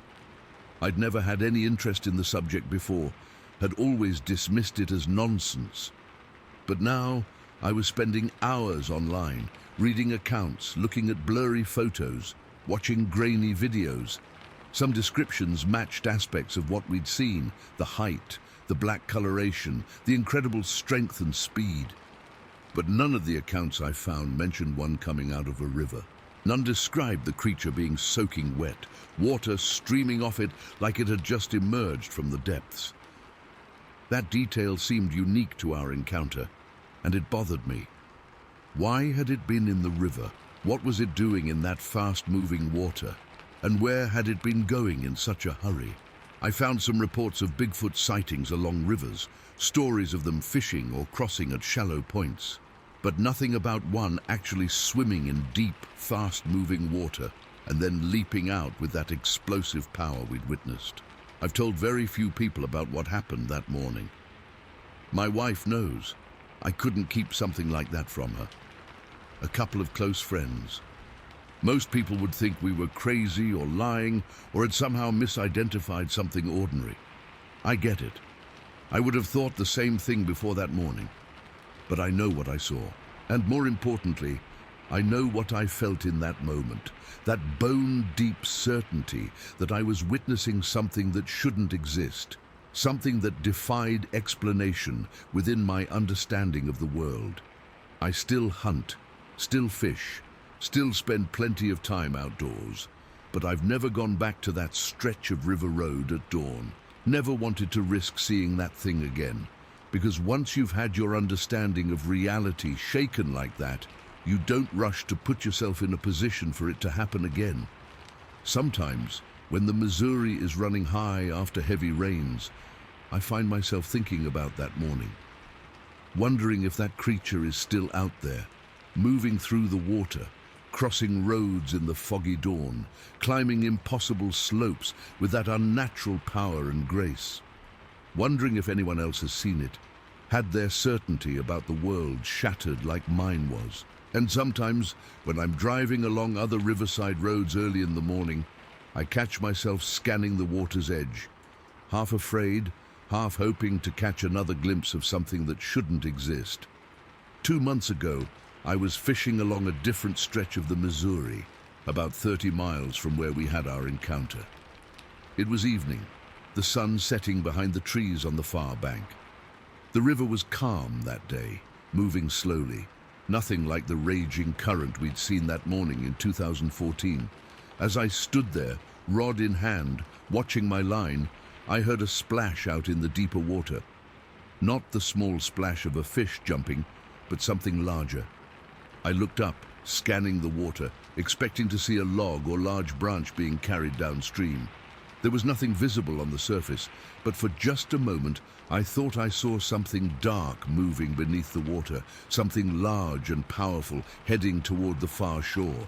Then it was gone, leaving only ripples that were quickly smoothed away by the river's flow, probably just a large fish or debris beneath the surface.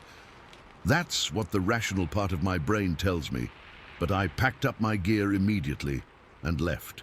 And I haven't been back to fish that spot since, because some things once seen can't be unseen, and some mysteries are better left unexplored. Story 14. The day we saw it watching us. My name is Brenda, and I've never been the type to believe in monsters or things that go bump in the night. I've always been practical, level-headed, the kind of person who looks for logical explanations when something strange happens. But what my son and I saw that afternoon 3 years ago, I still don't have a logical explanation for it. And believe me, I've tried to find one. We had just moved to Washington State about 2 weeks earlier. It was a big change for our family. New state, new community, new everything.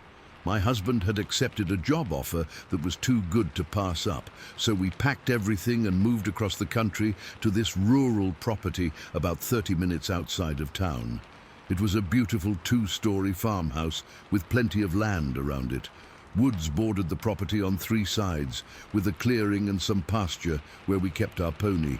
It was exactly the kind of place I'd always dreamed of raising our boys. Nick, who was 15 at the time, and John, who had just turned 5.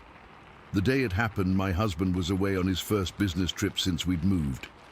I remember feeling a little anxious about being alone in a new place, especially one so isolated. Our nearest neighbor was about half a mile down the road, and we still hadn't met many people in the area. But I kept telling myself it was fine. It was daylight, we had a phone, and it was only for 2 days. It was a Saturday afternoon around 4 o'clock. I was in the kitchen washing dishes, looking out the window that faced the backyard and the small corral where we kept our pony, Daisy. Nick was upstairs in his room, probably playing video games, and little John was in the living room watching cartoons. It was a completely normal, quiet afternoon. As I was washing a pot, I noticed Daisy acting strange in the corral. She kept pacing back and forth, ears perked up, occasionally stopping to stare at something beyond the far end of our property, where the pasture met the forest. Every few seconds, she'd snort and paw at the ground, classic signs that something was making her nervous. At first, I figured it was probably a deer or maybe even a coyote. We'd seen both since moving in, and while Daisy was usually fine with deer, she always got agitated around predators. I kept watching for a few minutes, expecting whatever it was to either show itself or move on. But Daisy just kept getting more and more worked up. She started trotting in tight circles, then suddenly froze, staring intently at the tree line, her whole body rigid. That's when I decided I should have someone check it out.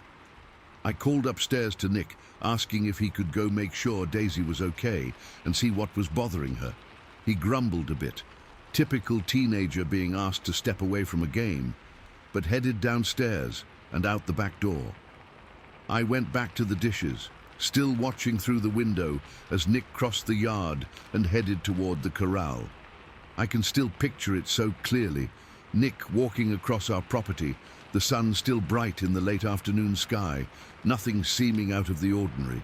He was wearing his favorite red t-shirt and jeans, his dark hair needing a cut as usual. He got to the corral and leaned on the fence, patting Daisy's neck and talking to her. Then he looked in the direction she kept staring and froze mid-step. I couldn't see what he was looking at from my angle at the kitchen window, but I could see my son's body language change instantly. His whole body went rigid. Even from that distance, I could tell something was wrong. What happened next is burned into my memory. Nick suddenly slipped like his legs had given out and fell sitting right in the grass. It wasn't like he'd tripped. It was more like his body had just decided to stop working. He sat there for a moment, and then I saw him scrambling to his feet and running, full-on sprinting back toward the house. He was moving so fast that when he hit the back screen door, it literally tore from its hinges. He burst into the kitchen, white as a sheet, breathing so hard I thought he might pass out. "Nick! What happened? Are you hurt?" I grabbed his shoulders, checking him for injuries. He was shaking, actually shaking under my hands. Nick was a tough kid, not easily frightened. I'd seen him handle snakes, stand up to bullies, climb trees that would make most mothers have a heart attack, but in that moment, he looked like a terrified little boy. There's something out there," he finally managed to say between gasping breaths. "By the trees." "It's huge, Mom. It looked right at me." "What do you mean, a bear?" We'd been warned there were black bears in the area. He shook his head vigorously. "No, not a bear. It's standing up, like a person, but not a person. It made this noise, this weird barking sound, and I fell. I felt a chill run through me. The look in Nick's eyes was pure fear, something I'd rarely seen in him. Whatever he'd seen had genuinely terrified him. "It's still there," he said, his breathing starting to steady. "I think it's watching the house now." I glanced over at John, still obliviously watching cartoons in the living room. I lowered my voice. "Nick, are you absolutely sure about what you saw?" For a second, he looked almost angry that I might doubt him. Then, strangely, his expression changed. The color started coming back to his face, and an odd look of determination replaced the fear.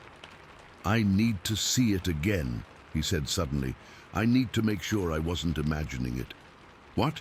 Number, if there's something dangerous out there." "Mom!" He cut me off, his voice steadier now. "I need to know I'm not crazy. Please, just come with me. We'll stay back by the edge of the yard. I just need to see if it's still there." I hesitated, torn between protecting my children and needing to know what had scared my son so badly. Finally, I called to John, telling him to stay inside and not move from the couch no matter what. I grabbed my phone from the counter, though I'm not sure what good I thought it would do, and followed Nick to the broken screen door. We stepped outside cautiously. The afternoon sun was still bright, casting long shadows from the trees at the edge of our property. Nick pointed toward the far end of our clearing, where a small stream ran between our pasture and the forest beyond. "There," he whispered, "by the stream. Do you see it?" At first, I didn't see anything unusual, just the green pasture, the glint of water in the stream, and the dark line of trees beyond. But then I spotted what Nick was pointing at, and my blood ran cold. Crouched near the stream, partially visible at the edge of the tree line, was something. From that distance, maybe 90 feet away, I couldn't make out fine details, but what I could see defied explanation. It was massive, far larger than a person, squatting near the water in a way that seemed both animal and unnervingly human at the same time. Its body was covered in what looked like thick hair or fur, mostly grayish-black, but with patches of lighter brown or gold, especially around its shoulders and back. The most disturbing part was that it was clearly watching us. Even from that distance, I could feel its gaze fixed on Nick and me, standing at the edge of our yard.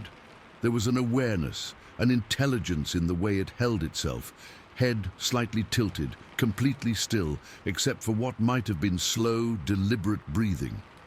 "Do you see it?" Nick whispered again, his hand gripping my arm so tight it almost hurt. I nodded, not trusting myself to speak. What we were looking at shouldn't exist. It didn't fit into any category of animal I knew. It was in the open, in broad daylight, not some shadowy glimpse in the dark, where imagination might fill in the blanks. The thing shifted its position slightly, and I caught a better view of its proportions. Its arms were incredibly long and muscular, the hands, because they were definitely hands, not paws, almost touching the ground even in its crouched position. The head seemed to sit directly on its shoulders, with barely any visible neck, giving it a hunched appearance that was somehow more unsettling than if it had stood fully upright. "What is it?" I finally managed to whisper. "I think," Nick swallowed hard, "I think it's a Sasquatch, a Bigfoot." Any other time, I might have laughed at that suggestion, but standing there looking at this impossible creature with my own eyes, I couldn't dismiss it.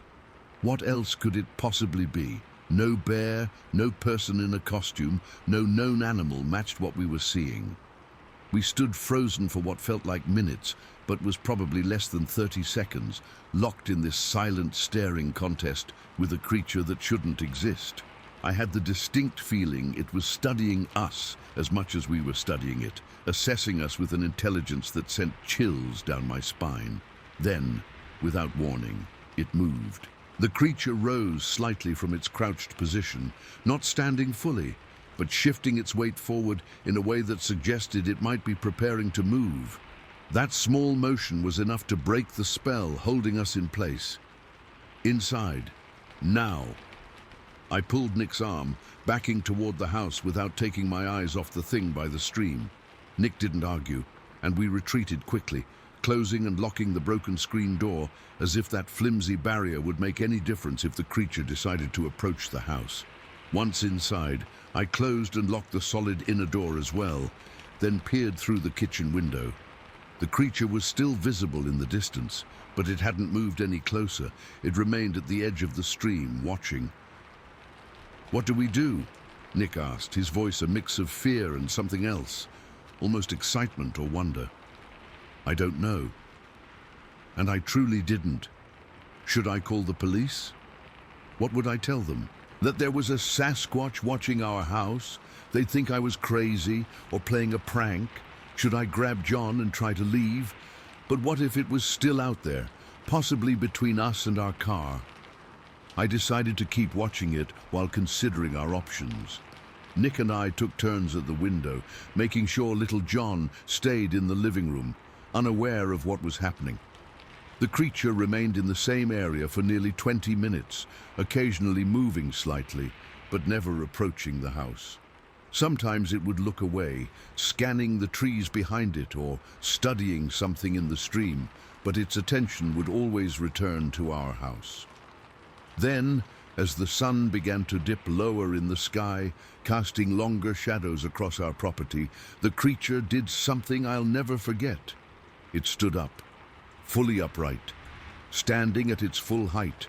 It was even more imposing than I'd imagined. It had to be at least 9 feet tall, possibly taller, with a broad chest and those unnaturally long arms now hanging at its sides. It stood there for just a moment, silhouetted against the darkening forest behind it, then turned and walked into the trees. Not running, not skulking, just walking with purpose, like a person heading home after a long day. Within seconds, it had disappeared into the forest, leaving Nick and me staring at the empty space where this impossible thing had been. Did that really just happen? I asked, more to myself than to Nick. He nodded, his expression a complex mix of fear, awe, and vindication. You saw it too? I'm not crazy.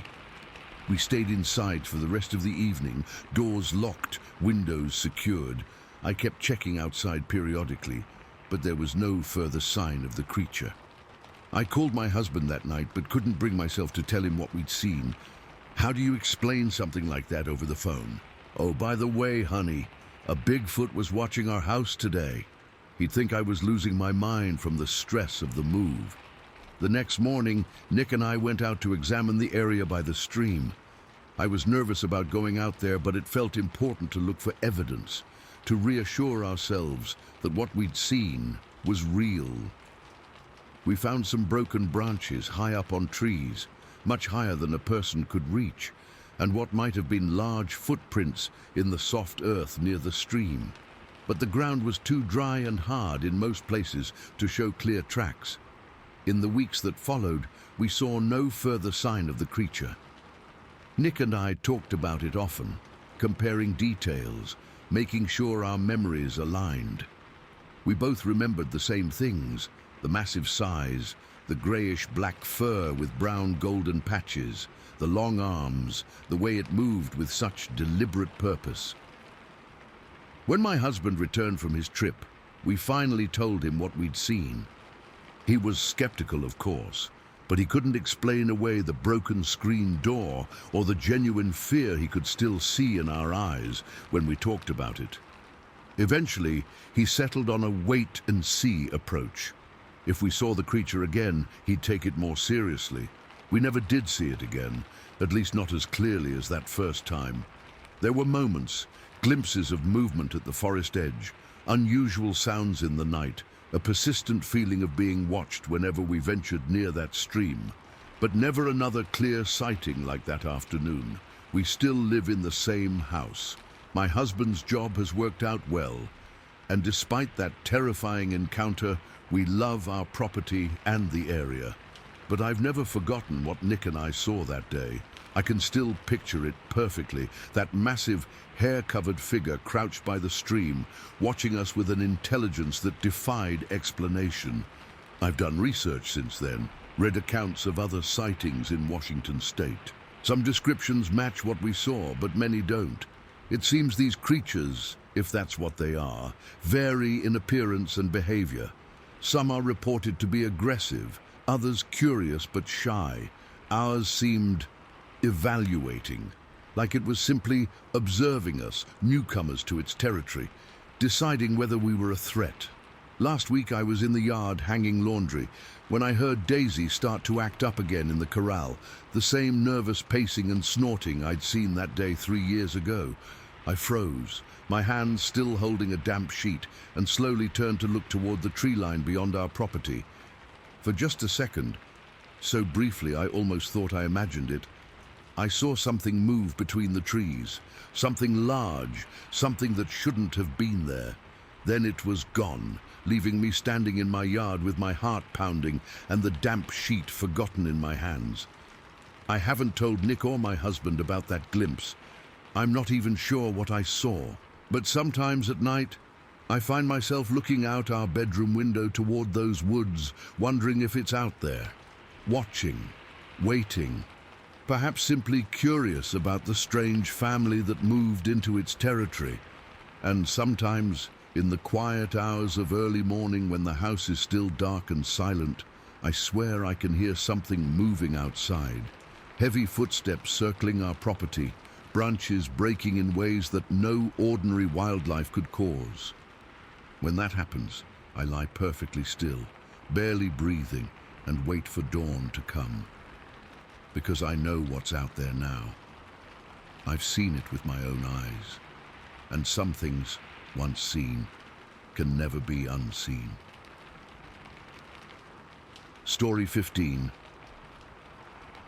The thing that crossed Highway 20. I've never been one to believe in the paranormal, ghosts, aliens, lake monsters. I've always figured there's a rational explanation for most sightings people report. Maybe they saw something normal in bad lighting, or their eyes played tricks on them, or they're just making it up for attention. I used to be so certain about this. But what happened to me that day in July of 1991 completely changed my perspective on what might be out there in the wilderness of this country. I still get goosebumps thinking about it, even after all these years. Sometimes I'll be driving on a similar stretch of road, and my hands will start to shake on the steering wheel as my mind flashes back to what I saw, what I know I saw. I was 28 at the time, working for a forestry consulting firm based out of Seattle. My job had me driving all over the state to different logging sites and conservation areas. That particular day, I was heading north toward Moriah Pass on Highway 20, just east of Omak, in north-central Washington. If you're not familiar with the area, it's about as remote as you can get while still being on a numbered highway. Just endless pine forests, mountains, and the occasional small town or ranger station. It was early July, a beautiful clear day with temperatures in the low 80s. One of those perfect Pacific Northwest summer days. Blue sky, no humidity, everything green and alive around you. I remember having the windows down, enjoying the smell of the pines and the feel of the wind. I wasn't in any particular hurry, just cruising along at about 50 miles per hour, which is reasonable for that stretch of road. Highway 20 through there is narrow and winding, with blind curves that can sneak up on you if you're not paying attention. The forest presses in close on both sides in most places, with the trees sometimes forming a kind of tunnel over the road. I'd been driving for about 3 hours since my last stop, just me and the occasional logging truck or RV heading the other way. The solitude never bothered me. I actually enjoyed these long drives through the wilderness. It gave me time to think, to decompress from the sometimes stressful work of balancing timber interests with environmental concerns. I remember I was thinking about a report I needed to finish when I first noticed something unusual up ahead on the right shoulder of the road. From a distance, maybe a quarter mile away, I could only tell that it was large, standing upright, and appeared to be brownish cinnamon in color. My first thought was that it was a bear. This area has both black bears and grizzlies, and a cinnamon-colored black bear would be perfectly normal to see. But as I got closer, something about it didn't look right. Bears, even when they stand on their hind legs, have a distinctive posture, kind of hunched forward, with their front paws held up. This, whatever it was standing fully erect, more like a person would stand. And it wasn't moving around the way a bear typically would when standing upright. It was completely still, facing the road. I slowed down a bit, more out of curiosity than concern at this point. My mind was still trying to fit what I was seeing into familiar categories.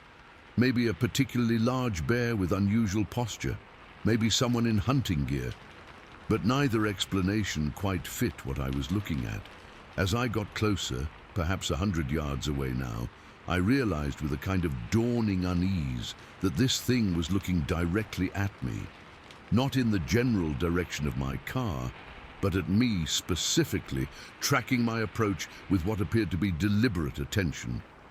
There was an awareness there that sent a chill up my spine, even in the warm summer air. I had slowed down to maybe 40 miles per hour by this point, still trying to process what I was looking at. The creature, and I was becoming increasingly certain it wasn't a bear, remained completely still as I approached. It was just watching me, standing on the shoulder, facing the road, its gaze fixed on my approaching vehicle. When I was about 80 or 90 yards away, I could start to make out more details. And that's when my unease began to turn into something closer to fear. This thing was tall, much taller than a person, at least 7 or 8 feet. It was covered in what looked like fur or hair, that reddish-brown cinnamon color I'd noticed from farther away. Its build was strange, not bulky like a bear, but not thin either. It had a kind of lean muscularity to it, like an athlete, but on a much larger scale. I was close enough now that I should have been able to see its face clearly, but I couldn't, partly because of the angle and partly because the face seemed, I don't know how to describe it exactly. Not quite human, but not quite animal either. Something in between that my brain couldn't quite process. I was maybe 100 feet away when things went from unsettling to terrifying. The creature, which had been standing completely still up to this point, suddenly moved. And it didn't just step off the road or turn away. It ran directly across the highway, right in front of my car. I slammed on the brakes instinctively, though I wasn't actually in danger of hitting it. The thing was fast, unnervingly fast for its size.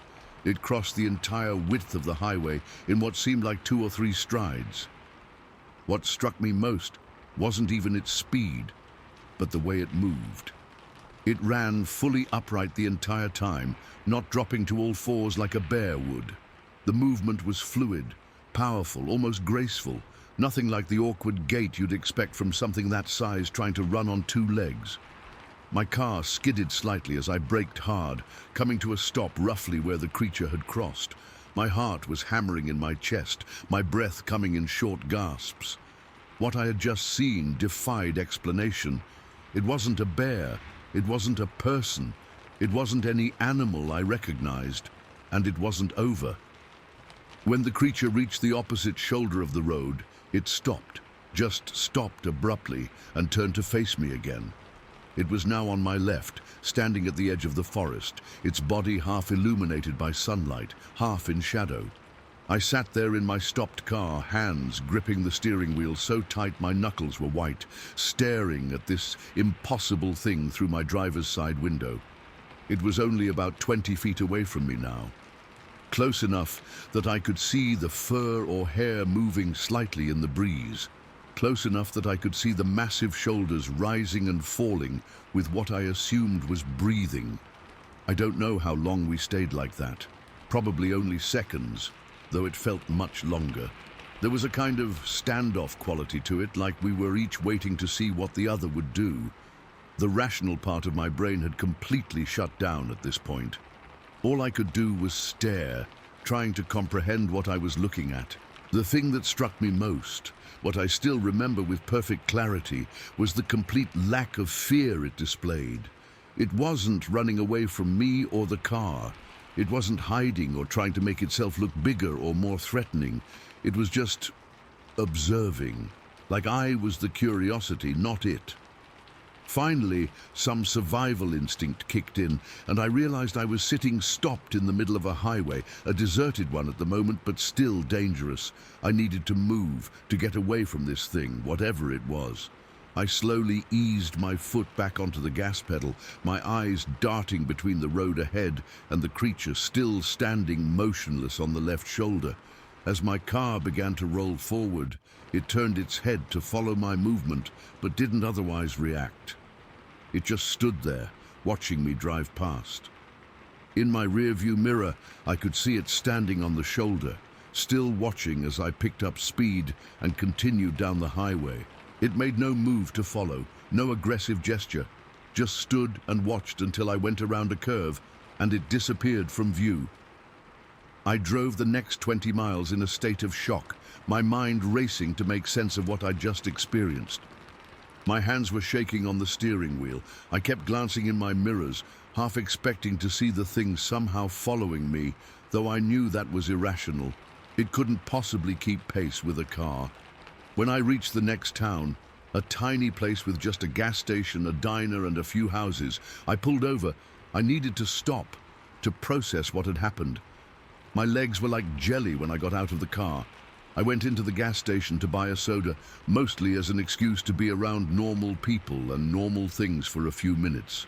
The old man behind the counter must have noticed something was off, because he asked if I was all right.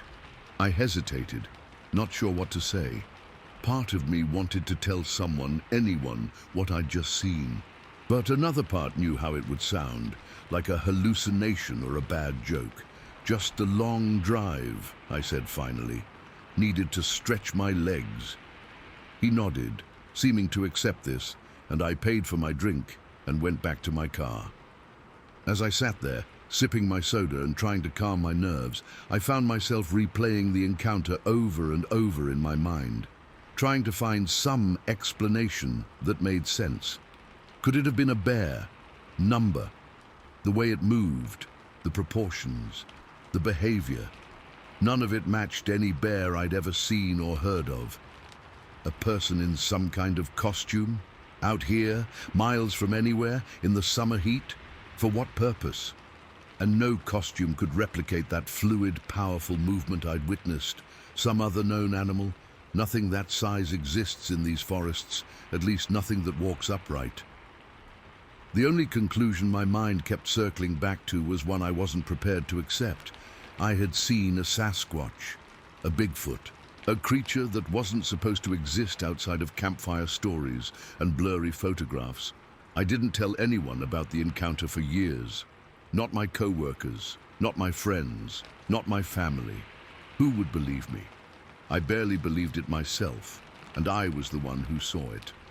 Sometimes, I'd almost convinced myself it had been some kind of stress-induced hallucination, or that my mind had exaggerated the features of a bear or large elk into something more fantastic. But deep down, I knew what I'd seen, and the details never faded or changed, the way dreams or hallucinations tend to do. I can still picture it with perfect clarity. The cinnamon brown fur, the fluid movement, the way it watched me with what felt like intelligence, the complete absence of fear. About 5 years after it happened, I finally told my wife. We'd been camping in the Cascades, and something about sitting around the fire in the wilderness made the story come out. She listened without interrupting, which I appreciated, but I could tell she didn't entirely believe me. She suggested gently that maybe I'd seen a bear in unusual lighting, or that the strange angles of the forest road had distorted my perception of what was actually a known animal. I didn't argue with her. How could I? I'd have thought the same thing if someone had told me this story, and maybe it was better if she didn't fully believe it. I'm not sure I wanted her to feel the same unease I did whenever we drove through remote stretches of forest. Over the years, I've done a lot of reading about Sasquatch sightings in the Pacific Northwest. Some descriptions match what I saw, the height, the coloring, the upright gait, but many don't. The creatures in most stories are described as bulky, barrel-chested with black or dark brown fur. What I saw was leaner, more athletic-looking, with that distinctive cinnamon coloration. In all my years working in forests across Washington, I never saw another one, never had another encounter that I couldn't explain. Just that one time on that stretch of Highway 20 in the summer of 1991. But it was enough to change how I see the world, to make me wonder what else might be out there in the vast wilderness of this country, living alongside us but separate, glimpsed only rarely and by chance. I still drive through remote areas for work sometimes, still spend time in the forests, but I do it differently now, more aware, more alert to movement at the edges of the road, to unusual sounds in the trees. And sometimes, when I'm on a stretch of highway that reminds me of that one near Mariah Pass, I find myself scanning the shoulders of the road, half afraid, half hoping to see that tall, cinnamon-colored figure standing there, watching me pass. 2 months ago, I was driving back from a job site in eastern Washington. It was getting dark, the sun already behind the mountains, though there was still enough light to see by. The highway was empty except for me, cutting through miles of dense pine forest. As I rounded a curve, my headlights swept across the road ahead, and for just a second, just the briefest moment, I thought I saw something large step back into the trees on the right side. I slowed down, heart suddenly racing, but by the time I reached the spot, there was nothing to see, just the endless wall of trees, dark and impenetrable in the fading light. I continued on my way, trying to tell myself it had been a deer or just a shadow created by my headlights. But the familiar feeling of being watched followed me for the next several miles. And when I checked my rearview mirror, I couldn't shake the sense that something was moving through those trees, parallel to the road, keeping pace with my car despite the impossible speed that would require. It was probably nothing. Just my imagination, triggered by memories of that day long ago. But sometimes I wonder if it's still out there, that cinnamon-colored watcher from the forest. And I wonder if it remembers me too.